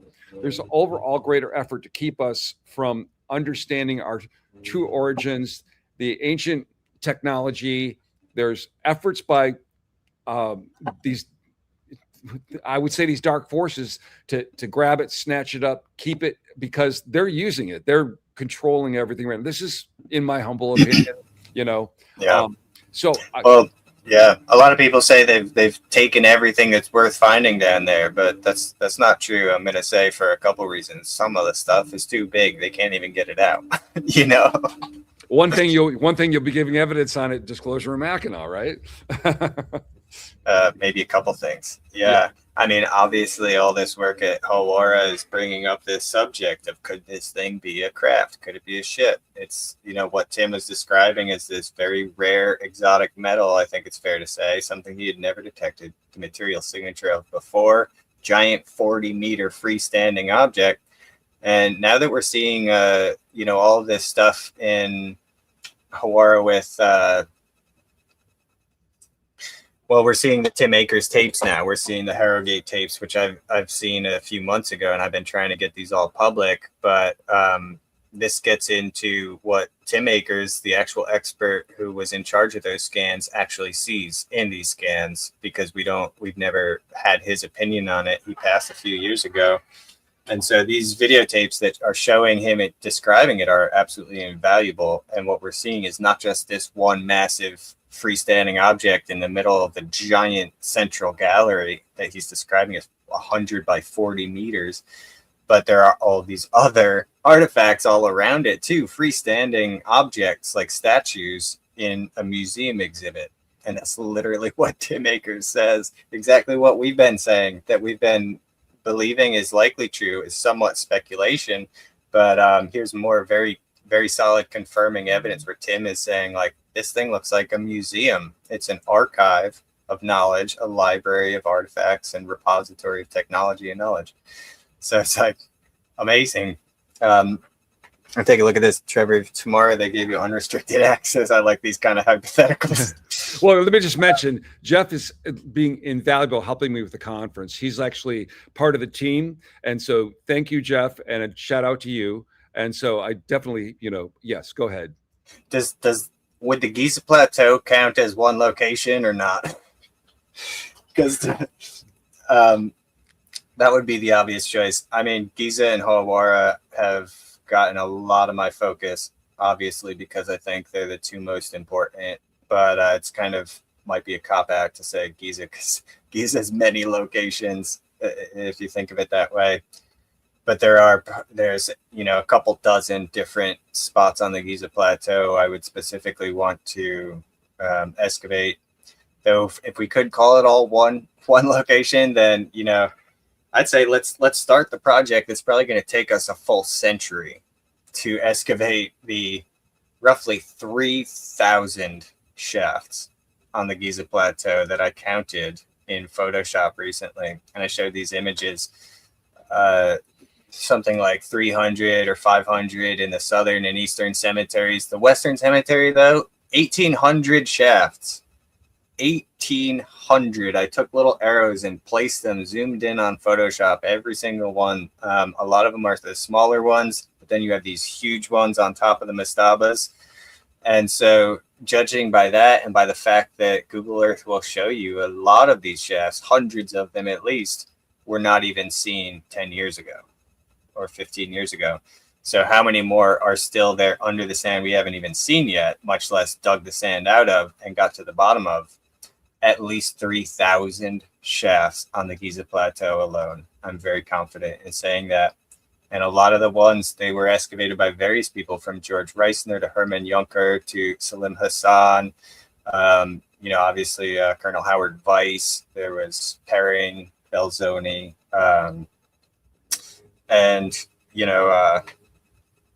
so many more going, for just between the 1800s and 1900s, there were so many. But these guys, a lot of their reports were pretty awesome, but they didn't tell us as much as we need to know about it. And the fact is, none of them had GPR. None of them had electrical resistivity or magnetometry or thermal luminescent or thermal imaging or any of that stuff. So 3,000 shafts, and I just showed us all the Osiris shaft. That's one of 3,000, When you really think about that, yeah, I'd say Giza's the location I would like to have unlimited access to. If that's okay, fair. so I don't get a vote, but I'm going to vote. So Giza. Sure, okay. Well, so it's really hard because even beyond Giza and Hawara, I'm not going to talk about some of the other things that Trevor has shared with me about some other places that are completely crazy enticing there too, that have not been examined, that are not on the radar, but those seem to be the hot spots. And only because we're protecting them. For people who want to say, why aren't you telling us about these other ones? Because the locations need to remain protected is why. Yeah, because the robbing, the stealing, the covering up, all that stuff is a real thing. The thing about people too, keeping people safe who trust me with information. Yeah, the thing about Hawara is, to me, we know that they've been messing around in Giza for a long time. Hawara appears to have been sealed over. So to me, it's very fascinating. And it also, to me, I've been going back and forth with Catherine Ulysses about this, and Robert Schock, because they tend to talk about a cataclysm pre-dynastic one. And I'm seeing evidence, and I could be completely wrong about this, of a post-dynastic cataclysm as well, which is, I think, what's sealed in Hawara, because you don't have full-on 100 and some ships. Those are not tributes. They weren't put there for. They were ships that were operating. And Tim Akers shows that there was a lake and canals, and you yourself. The fascinating thing about pyramids is they seem to draw up water, like the one in Gurney, Illinois, that drew a lake up out of the water. And then the shaft at the Hawara pyramid, that you go down and the water's there, but outside the water table's way down, about another, I don't know how many meters down. And there was another pyramid we were in the middle of, in Akhenaten country. And the shaft inside had water drawn up in it. And Tim Akers said that it was possibly a way that they would bring water up to make these canals, so they could, bring canals and ships. They were masters of that. Even pump it up to be able to create access points right out to the Red Sea. And this is from Lake Maris, which was enormous back then, stretching way out to the west too. Yeah. So imagine you're there now and it's just piles of sand. I mean, there's a canal going through. The difference between what was going on when Herodotus was there and now, and the fact that it looks like something happened, it was gone, it's sealed in, it's gone, and then that pyramid is covered with mud bricks, and God knows what it looks like. What's Yeah, that's a really important point you make, because there's two schools of thought on the mud brick, which are either, some of these pyramids were actually constructed with mud brick cores and outer casing stones, which is weird to me. And I never really thought that could be what we're seeing at Hawara. But regardless, we're talking 5th century BC, maybe like 450 BC, Herodotus is seeing it and describing it still encased in stone, because he's talking about these massive figures carved upon the surface of the pyramid. And so with Shock and Katie, they were, when we were there in 2019 was when they were getting all this evidence of the mud brick being potentially like a Göbekli Tepe, a form of protective barrier to guard the stones from potentially these types of radiation, solar radiation, plasma discharges, things that happen in these cataclysmic periods. And so, yeah, that would be hard to explain, because, did they cover it with mud brick after 450 BC when Herodotus saw it with all these figures on it? Or did Herodotus see casing stones that were on top of the mud brick that were later removed? I don't know which is true at this point. So you were there with me, and we're walking around and we're seeing bits of rock, right? And there's amazing carving on those. It's like the beautiful stuff that, I recognize. Red granite, beautiful symmetry. Immaculate. What we often think of as more like pre-dynastic work. So if you think of that being underneath that, and I see somebody asking about, can SAR scan the ocean bottom? And I'm not an expert on this, but I know that it's all kind of based on how they tune the filters and frequency based kind of things. So yeah, I think it can. I know Merlin Burroughs has more experience honing in on some underwater stuff, but I think Filippo is working on getting better at that. And then they're asking about the SAR scan the desert areas under sands. The thing is this is something that I didn't know, and Trevor and I directly talked to Filippo about his. Actually, I haven't talked to you about this, Trevor. He could use more computing power. So we were talking about setting up a distributed network for him. And I was really curious on the software that he was using. And then when I found out what it was, because he has to be very careful about his protocol, because his protocol could be dangerous in the wrong hands, right? But in order to help him, get more efficient, I found out what the main software he was using. And it was kind of what I thought it was. When you're writing code for something and you do it from scratch, and you do it 20 years ago, and then you update it, it doesn't always take advantage of the newest breakthroughs in how computers work, which is like hyper-threading, multi-core, all this extra stuff, right? And just when I looked up the software he was using, I was like, oh, that's one of those old ones. You could put a monster computer on it and it would just be throttled because it's trying to use one core. And you might have 64 or 128 cores ready for it, and it wouldn't go. So when we were at the Sphinx conference, he mentioned that they had rewritten from the ground up in C++ what he's doing. And now what would take months takes a couple of hours. And this was always the thing is he's running on his own computers in his garage, 2 computers. And so, yes, more computing power would be helpful, because this question about Trevor talks about this, and he's starting, a kind of a list that people can contribute to for places to scan. And some of these places are at risk. Let's just talk about Gosford Glyphs at the moment. It looks like that totally is going to be destroyed by putting in a smart city. Probably one of the most important sites on the earth is at risk, and having the chance to be able to scan, because Trevor and Vicky Burke and Mohammed Ibrahim, and a lot of photography of the site examining this, it looks like there's underground structures there. I just want to quickly say this too, because this is fascinating about it. People say it's graffiti, and if you took up, Mohammed Ibrahim carries around in his phone, like a dictionary of all the hieroglyphs. And it's not like there's one set, because going through each period, they change like our language changes. But if you're an expert in it, you couldn't have taken a book and scratched them in and got what he explained to me was, in English, you could say, I cannot do this, or you could say, I can't do this. Like it's a contraction. Well, what he saw in the Gosford glyphs was basically roughly an equivalent of a contraction. Somebody who would have been expert at hieroglyphs would have done there. Nobody could have looked that up in a book, right? And so we've got really strong evidence that this is an ancient Egyptian something. And yet there's just in Eastern Australia, for those who don't know, but yeah, exactly. Yeah. And there's this huge effort. They've done all kinds of very corrupt, shady things. People make a lot of money from this. And also, a smart city, I'm sure, is a great thing, because we all want to be in electronic cages.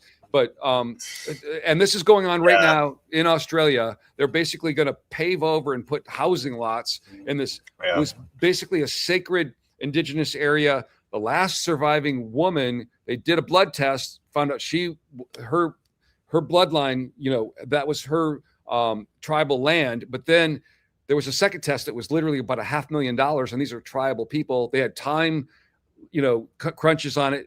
They couldn't come up with the money in time, and it went over to another tribe that was maybe corrupt and made all the deals, and now all bang, just like the bulldozers are ready to roll.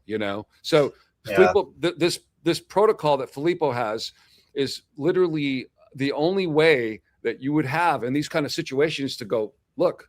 And what's happened is, by doing it in Egypt and not being able to dig out and show that his, he's done it on known structures. Like it's kind of a game that people play to try to, to disinform people that his method really works.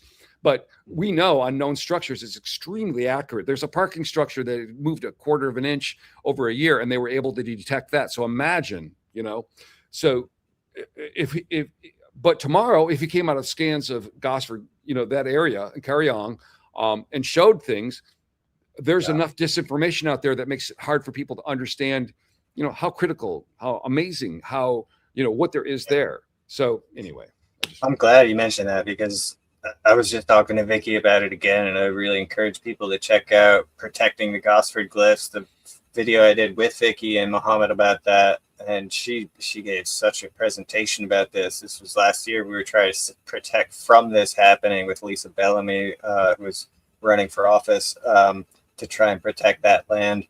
But it gets into some very deep stuff. Like I was talking to her about things I know about in America, even the BIA, the Bureau of Indian Affairs. It's like this go-between between the United States, the reservation representatives, where it's just a really corrupt system of how tribes ended up getting just screwed, because they don't, a lot of times there's all kinds of things that are just really corrupt about it, and it's not the government who ends up losing in these situations. When I was at Standing Rock out in South Dakota, North Dakota, I mean, we had, hundreds of different nations gathered together there to support this effort to raise awareness about what was going on with the pipeline. And, the BIA was like threatening some of these tribal leaders or representatives. They're not really the elders of the tribe. They're the official representatives, though. A lot of times they're not the same as the people that the tribe or the families would actually choose as their spiritual leaders or anything like that, or political, but just representatives who work between. And, they end up getting funding that their tribe needs cut if they don't take their people back out of this encampment or things like that. It's used as leverage against indigenous people. They were literally sprayed, crop dusted with rat poison. I have friends that... Oh yeah, Rosal. We all got it. We called it the Dapple cough, because it's the DAPL, the Dakota Access Pipeline. They were spraying poison on us. They were circling us with planes and helicopters, spraying toxins on us and blocking our internet signal and all that. It's unbelievable. Okay. So thank you, Jeff. He's keeping me on point for marketing here. Very good. Well, okay. So what happened, Jeff, this was all a horrible accident. Okay. I have a freaking book coming out that I worked on for years. I should be like talking about it because I basically had to file a patent before the book came out. It's going to be, it's actually pivotal for elevating the way that we handle human information. But what happened was I was working with Trevor and Isha, and we were doing on this Mexican artifact find, and I was happened to be in touch with JP, who was going to be at the conference. He's a ex-military insider who's going to be giving us information about the ant people and bases on the moon and bases on Mars and the rings of Saturn and bringing the pine cone from the Nordic being. He had mentioned that he had found an acorn, right? And JP speaks like 3 languages, and so when he speaks English, sometimes, I mean, I only speak 1 language. He speaks more. He sometimes doesn't get the word right. So I was in touch with him, and I said, JP, did you mean a pine cone? He goes, oh yeah, a pine cone. Yeah, it's right over here. And he shows me, right? And I said, dude, all over the world, immediately it flashed in my head, these avian beings holding a pine cone, the guys with the beards holding a pine cone and the bag, right? And I said, I got like 3 of those bags, and I know people that have a couple more. I said, we have to get the pine cone and that together. And I told him about the dark sky up here. And so in his mind, I think. By the way, I need to get a photo of myself with the collar stance. Whenever we got a handbag and the pine cone, I want to do one of those. I will have a selection here. Photo booth. I have 3 myself, and I have 2 coming. Isha's made arrangements to bring another one, just so everybody could pick the one that they want, right? So we definitely can do that. And so he went got some Anunnaki costumes we could put on for the photo booth. That we might have to do that, right? That's a great idea. Okay, we actually have for the photo booth. Actually, I have to get an iPad for that photo booth. I got to put that on my list. Okay. Oh my goodness. All right. So then JP went on like a big pot. It might have been Sala. I don't know. And he started talking about, this dude's got a campground. We're going to do this camp out. We're going to go, because I was thinking of him and I go out someplace and we just see what happens, right? And he's got this whole vision in his head. This is a guy who's actually held a crystal out of an ancient ark and then saw the past, present and future at one moment. So when he sees things, I pay attention, right? So then he started, just recently, I was thinking, maybe we should do it over here. Maybe we should do it over here. And then he was online with us and he started describing what he saw, which was the first place I thought of to do it. I'm thinking, okay, we got to do it there because we're going to have to get on buses to go to the secret location that I have, because he described it. He's never been there. Started describing it perfectly. So so the reason it's happening in Mackinaw is all a horrible mistake that you got out of control. And then everybody I talked to, I'm like, Trevor, would you come? The real reason is because the cyclone of energy has started forming around Frank, and all these different people were spiraling around it until we all kind of got caught into it. And Frank got it was like I don't know, playing drawing straws, and Frank just pulled the one that was like, nope, you're the one. You've got this beautiful property that I've been hearing about for years. Very excited to check it out. And by the way, I'm going to be staying a little bit extra too. I wish I could stay more, but if you want to come in, I'll be there the day before, but I'll stay 1 extra day after. So I'll be there for the whatever that is. The it'll be the Thursday. Third. Yeah, the third. The day, on the 3rd, I'll be there all day and leave on the 4th. So if you want to hang out more, and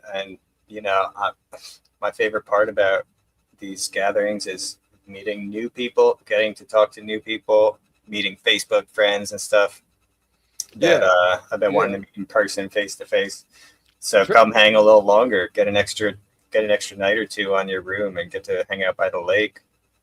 Yeah, so this is as much Trevor's fault as anybody, because like he was there in the middle of it. It was coming together, and I'm a witness to the fact that this is something that happened to you. that It wasn't something that you actually planned. I witnessed this thing that wanted to take place, and you kind of facilitated it. But I realized you were having a pretty busy year before this kind of vortex started swirling around you, and was like, there's a manifestation that you got to be the groundwork for, and you stepped up to the plate. So I think everyone's super grateful for that. But I think it's a lot about your energy that pulled in all these people in the community that we've been seeing at all these conferences. And seeing in Egypt and everything. So Well, yeah, you thank kind you. of served as the vortex center point. Well, everybody kept saying yes, because I'm thinking, oh, this is impossible. It's too soon. Everybody's got tight schedules. Everybody's really busy, and everybody, I mean, freaking like these speakers, including you, any conference, it would be, just so lucky to have them. Everybody is considered a major speaker that's coming here, and they're bringing stuff that no one has seen before, and that's pivotal, groundbreaking stuff, and the potential for the interactions, the synchronicities, it's not really, it's kind of a joke, how it came together and what I'm having to deal with. But even my brothers, they're really not on the same, train as I am as far as this stuff goes. I'm kind of like, yeah, he's the alien guy. He's goes and crawls in holes with Trevor, and goes barefoot all the time. We don't know what's wrong with him, but but they were going, oh yeah, we could do that. Oh yeah, we could get a cater. Oh, we could get a bus. We could do that. So yeah. So it's always like first annual too. It tends to be quite an intimate group. It's just, the fewer people who are there, the more chance you get to speak with everyone, and it becomes a really much more personal experience. I think that's something that goes with it. I hope a lot of people do show up, but the fewer there are, the more it becomes something where you really have access to everyone. And I know everyone who's coming is not only real researchers who are digging into this stuff and very passionate and dedicated to what they're looking at, but they're also all people who are completely open and accessible, which is one of my first criteria I look at. I really appreciate when even though people who are really big names are still willing to just talk to everyone, do interviews on site, just have fun. And the natural setting, to me, that's like one of my favorite selling points of this whole thing, is just being on the lake and being close to water. I'm just so excited. And I'm not trying to say anything negative about the other conferences that friends put on and stuff. I realize you got to go with these convention centers and hotels and you don't have many choices. But the fact that your land is just as if it was meant to be for this kind of thing, it's a perfect place. The energy of the land going back in time. So if you're coming, we're like, Michigan's like a hand, right? It's like a mitt. So we're at the very top of the mitt. And so if you're anywhere around, you drive, there's places to stay. But if you're flying in, there's two airports. I recommend PLN, like Pellston, or CIU, which is Chippewa International. And they're both, we're kind of up in the wilderness. So there's not necessarily Uber here. But if you're coming in, we can make arrangements and we'll help pick you up and get you there. This is kind of a founding year, so it's going to be very special, along with the fact that I think it's a conference that made itself happen. So we're all kind of just like waiting to see what this all brings about, right? Because this group of people, for some reason, all have things, and other stuff is coming in. Corrado Malanga's Roberto got a hold of me and has offered some stuff that hasn't been seen in English to make a part of it. And so maybe, not maybe everything will be necessarily on stage, but as a part of the conference and as part of the overall broadcast and the global reach of this, we'll be making other things available, right? So, yeah. But I think, let's see, have we answered our questions? Let's see. Oh, yeah. This is a kind of a good question here. So there are satellites that are going around these other things that are making those kind of readings, but the ones that he's got data from, you yourself, anybody could get the data. They freely make it available. And he was just able to engineer this new protocol that would not just take use of the penetration of the radar, but also the seismic adjustments that happen, and then also compensate for the Doppler effect of it moving, and the filter the noise and the motion, and then calculate it from several passes. And it's extremely complicated, brilliant, and the man should be, praised rather than attacked. He's doing it all philanthropic. It's very hard for people to understand when people do things philanthropically. There's, I think that people like not just Filippo, but like you, they tend to serve as a mirror for maybe somebody's maybe not their best or their worst qualities, right? So when I see you, or I see Filippo, or I see people that are, I see the beauty and the selflessness, right? And so I think that if you see people that are calling names or calling BS and haven't really done the work, because it's out there, you can look up the information and see that we're not making this stuff up. There's either a personality issue, a problem, or your mommy didn't give them enough attention when they were a kid, or are they just trying to make disinformation? So just kind of keep that in mind when you see these personalities doing this. Yeah.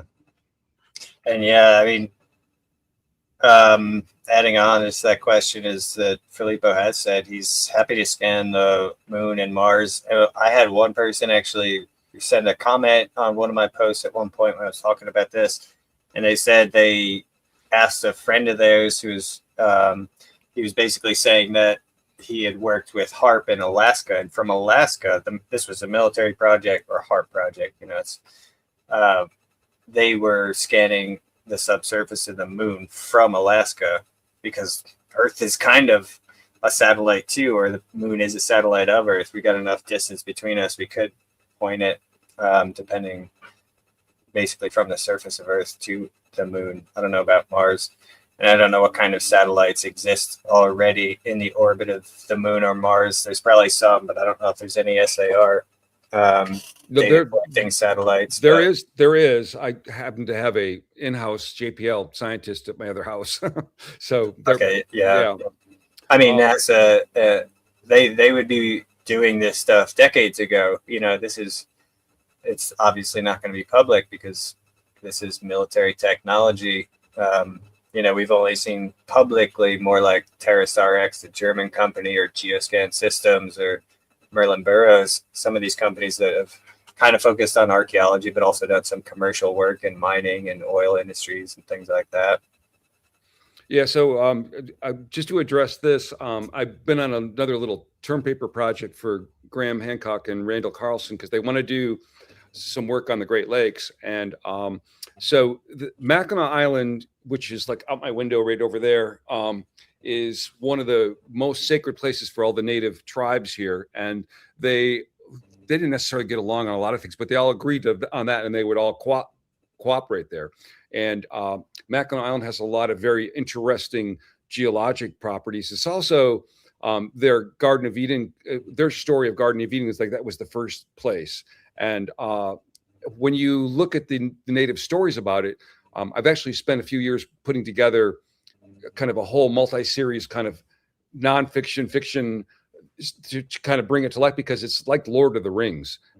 And before, I hate to even talk about this, but before there was Epstein Island, Catherine O'Brien said that they use Mackinaw Island for this. And they tend to use beautiful, amazing, sacred, energetic places for these dark ceremonies and things, right? So I really think that part of the reason why this is coming together is to bring very high vibration people together to kind of help restore the energies and I'm getting a little woo-woo here, but everything about this is very woo-woo in my life. Like, No, it's very well said. We have to clean this grid up, the energy grid. It's like I tend to say it as in, not that these pyramids have stopped working or this energy has stopped flowing. It is still flowing through the ley line grid to some extent, but it's been darkened exactly by how you say. Some of these points of power, these places that have had prayers and blessings put into them for ages and ages, these are the places of power that can be hijacked for darker agendas and using that power to taint it or to try and control how it radiates through the region, how it ties into the morphogenic field and everyone's consciousness that's in that ecosystem.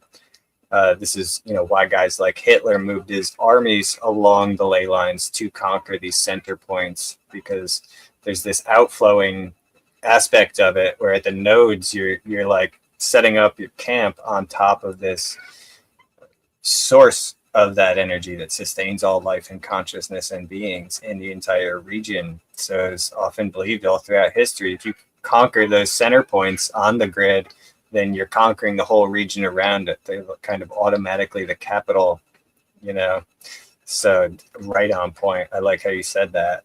I think it's really important to gather good people at these spots, at the pyramids, putting good energy into the Great Pyramid, going to visit these obelisks in DC and the Vatican, and putting good people at the points where this energy is concentrated is the best way for us to help clean up this darkened, polarized energy and flip it back to light. Is really what it is. Just side note here. So Trevor was the one who hipped me to the fact that there were multiple Sekhmets guarding one of the entrances to the Vatican. Who would think you would take basically an occult, figure, and Sekhmet is very powerful. The one kind of intact temple in Egypt, you had a Sekhmet who's got so many amazing stories and anecdotes and things that happen there. And, so these things are kept. We're not supposed to know this stuff, it's supposed to be the crazy people talking about it, but it's taken very seriously by the hidden hands that run things. And there are hidden hands. Like I said, I spent, 3 years kind of really doing an investigation to kind of come to the logical conclusion that David Icke's right about what's going on. And if you don't know who David Icke is, you can look it up. The man has been through hell himself, trying to bring forward what's really been going on. And the good news is that the more of us become aware of it, the more of us that become aware of our direct connection to source, the more we can regain our agency and power. We don't need to go to a priest to bless our water. We can bless our own water. We don't need to go to this religious figure to get to God. We are directly connected. We're a part of that divine source. So the minute we become aware, it cuts them off. They're terrified of it. We are so powerful. The only thing that keeps us back is our own ignorance of it and our own doubt. So yeah, very well said. And I would only add to that it's also possible to do that remotely. Keep that in mind when you're lying in bed at night. You can send energy and love to these nodes, loving energy and blessings for humanity. You can program them right into that quartz crystal in these granite obelisks right from home. You can do that every night when you say a prayer, or just envision that these grid nodes are lighting up with this energy that's cleansing the whole world. Imagine this white light coming from all the pyramid sites. And visualization, especially, of course, is an extremely powerful tool to help make sure your mind is doing what you're asking it to do and reprogramming it. So I just want to mention what a gift it is to have Trevor dedicate his time to come to this conference. There are so many things that he has in the hopper, things that he's working on, things that are amazing ground. Like I say over and over again, he's not a one-trick pony. That when you have the information and you're aligned and guided the way he is, everything kind of all ties in together. And the synchronicities kind of become a little bit thrilling and terrifying at the same time, right? And so yeah. Well, on that note, I was just going to jump in and say too that we could probably wrap it up in a second. We're getting 2 hours here, but I can go a little bit longer. But I saw David Todd's question over there about musician Peter Pringle plays songs, ancient songs on old instruments. Are you considering having gongs or singing bowls? I know our friend Emily Infinities, she's got some singing bowls. I imagine she'd probably bring some of those. But I know that you and I, speaking of not being a one-trick pony, we're both actually musicians as well. You and I, and you, I know, have an accordion over there. So I might try and have a little jam out on some of get back into like where I was 12 years, 15 years ago. I used to have some bands. You can check them out. The Deep Chatham is one. That's Chatham. That's a county in North Carolina where some of my bandmates are from. Or Balkan Death Grip, which is of course a play on the Vulcan Death Grip of Star Trek. Sorry, and and Balkan music, which we played, which is Romanian, Hungarian, Bulgarian, Greek, Macedonian, Jewish, like klezmer, all kinds of this amazing, some of the best music in the world. I used to just be so in love with all that. And that's coming full circle too, because I knew the Romani culture in Romania, they were holding some of these very deep secrets from the past and keeping it away from the gajos, as they said, the white folk, or the foreigners, basically, who it's like a mystery school. You know, this music speaks to something ancient and meaningful and mystical about it, but you know that within the religion of the Romani people, who, man, have they been through it, you know? Like, you look at Hebrew history and how they've had to be nomadic a lot of the time, but the gypsies, you know, very derogatory term, gypsy, nowadays, if you use it, especially in certain countries, but, you know, everyone says the root of the word is Egypt, that these were the Egyptian kings, the pharaohs, that part of them had become this tribe of the Romani. And I would love to share some of my favorite ancient songs on the accordion while we're up there, and I'd love to have you bust out some hardcore new wave 80s synth pop, if you got any of that up your sleeve by chance. You don't happen to be a 80s pop star, do you?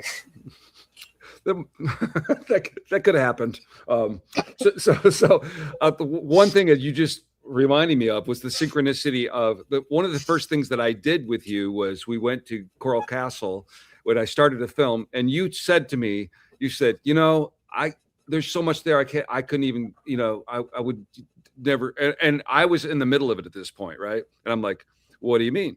And then you mentioned a couple of books, and one was R.L. Poole's book, which I have sitting right here, and it just, and literally it just keeps getting deeper and deeper, up to the point where I just met Edward Leedscallen's great niece, who's going to be taking care of Charlie when I go to Damanhur and to the Galactic Informers this year.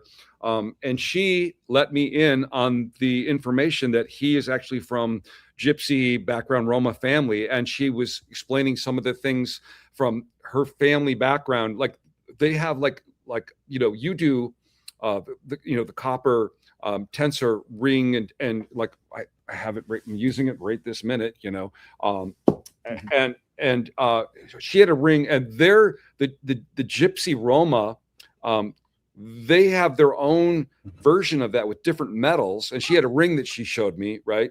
And she said the way they keep their secrets was the Gypsy women would tell them to do, they wouldn't tell them why, they just said, do it like this. It was, you know, that's how they, and you talk about, you got Edward Leedscallen, and he's not only a Roma Gypsy, but he's also a Mason, a Freemason. You got these two secret keeping kind of things together in one person, right?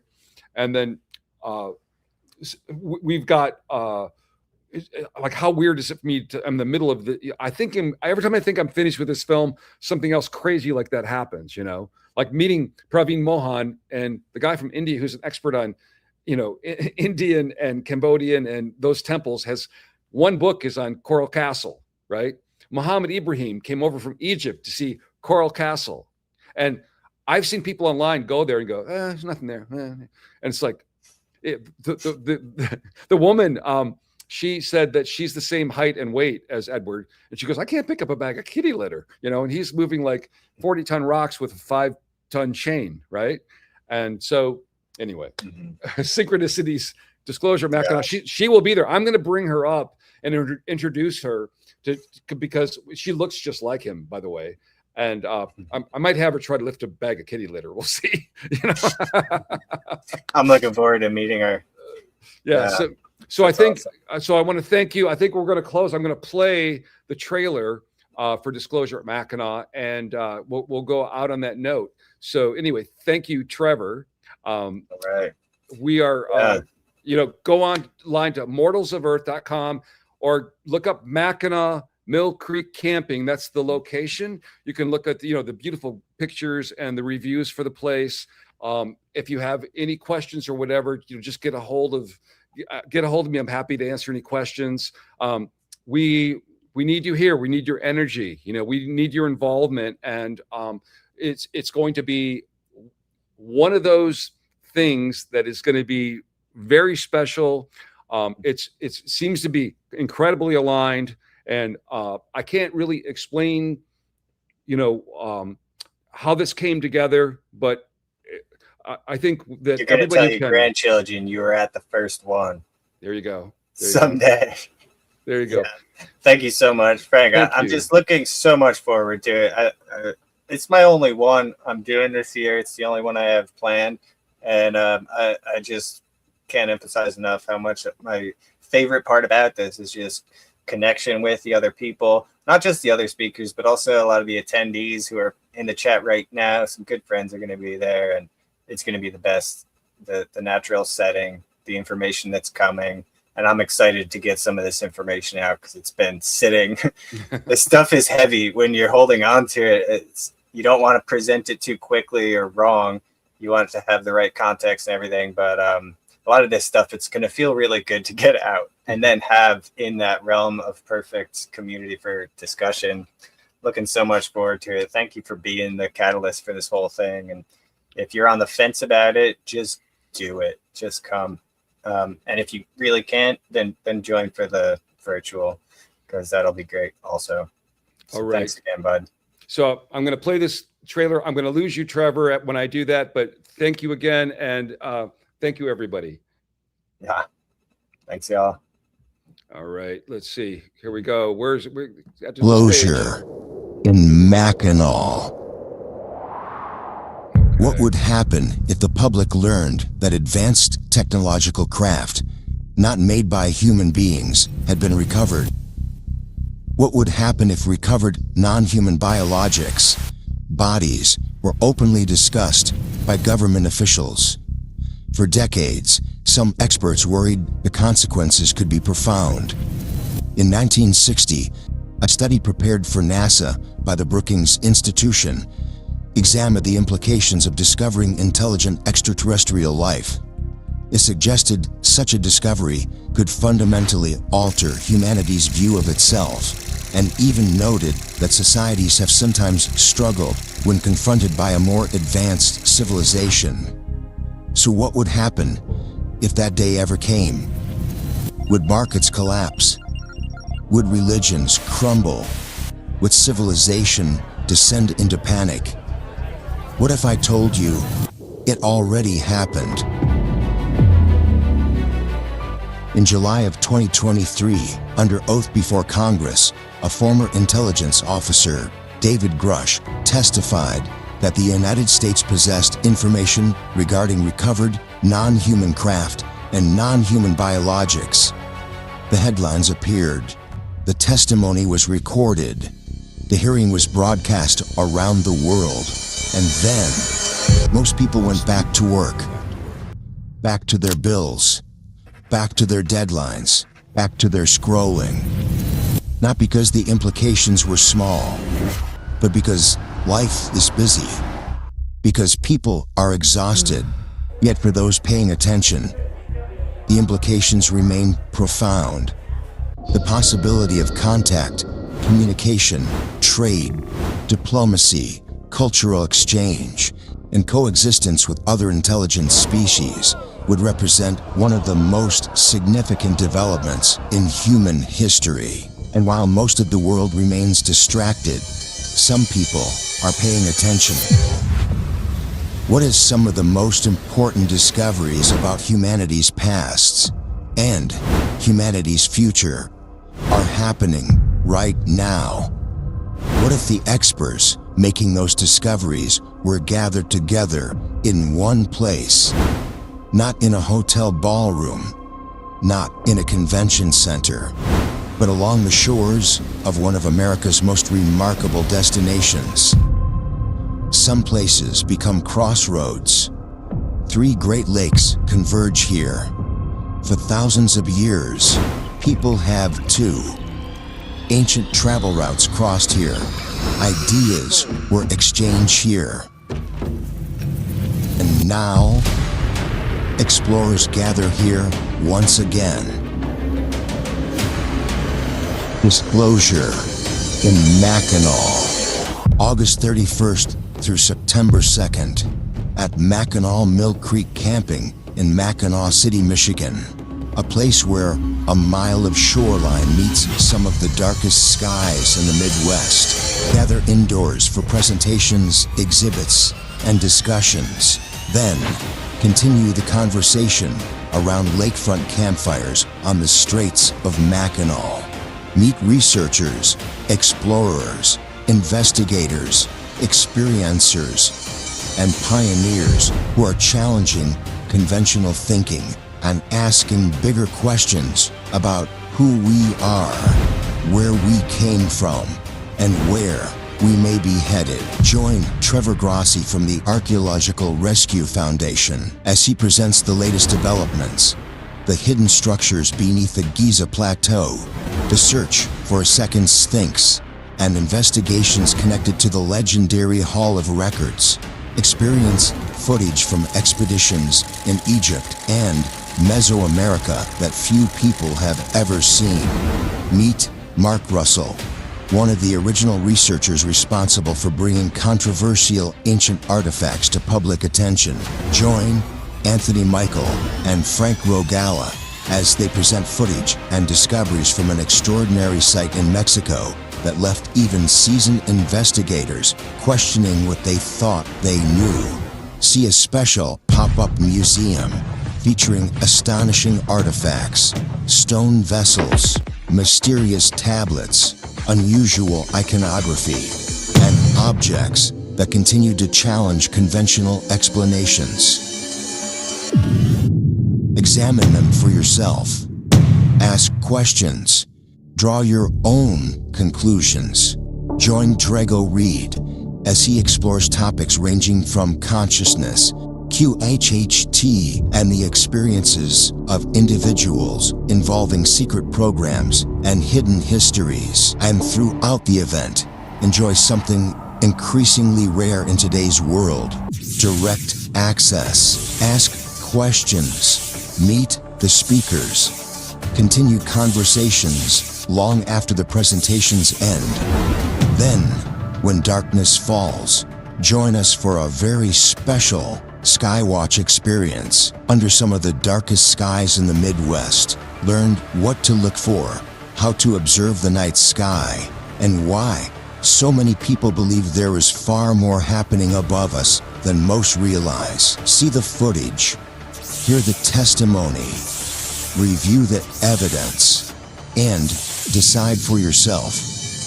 Frank Rogala, creator of Mortals of Earth, will unveil a new way of organizing human knowledge, an invention so unique that it required patent filings and copyright protection before it could be publicly revealed. A system designed to help people see the connections hidden across disciplines, institutions, and belief systems. A new way of seeing. And the names don't stop there.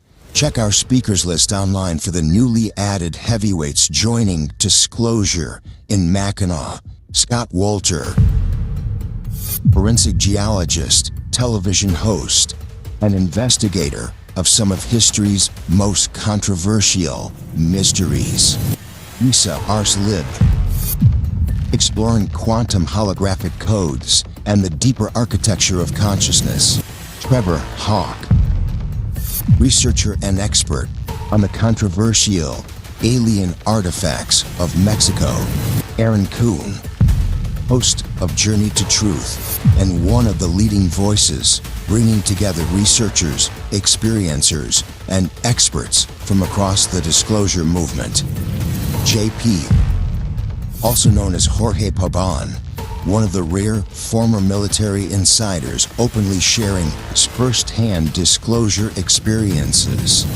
Emery Smith, virtual or in person, the powerhouse star of Gaia's #1 rated series, Cosmic Disclosure, helping us redefine the word disclosure. And here's the part we're not even fully announcing. We have legends coming as guests, people who would be considered major speakers at almost any other conference are coming to meet and mingle with you, the conference guests, around evening campfires. For the first time at an event like this, we are also bringing together vendors and sponsors focused on the next generation of adaptogenic beverages and wellness products designed to elevate energy, connection, clarity, and conversation. And we're just getting started. Additional speakers, additional discoveries, additional exhibits, and additional surprises are being finalized and will be announced soon. Whether you come for the artifacts, the ancient mysteries, the skywatch, the research, the speakers, or simply the experience, Disclosure in Mackinaw is designed to be unlike any event you've attended before. Reserve your conference admission, then choose from campsites, cabins, motel accommodations, or vacation homes operated by Mackinaw Mill Creek Camping, voted Michigan's favorite campground. Arrive a few days early, explore Mackinaw, experience the bridge, enjoy the shoreline, watch the stars, and prepare for 3 unforgettable days of discovery. The artifacts, the conversations, the questions, the mystery, the newly revealed discoveries. At one of North America's great crossroads, Disclosure in Mackinaw, August 31st through September 2nd.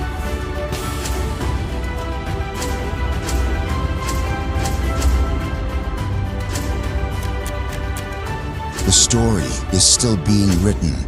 Come help us explore the next chapter.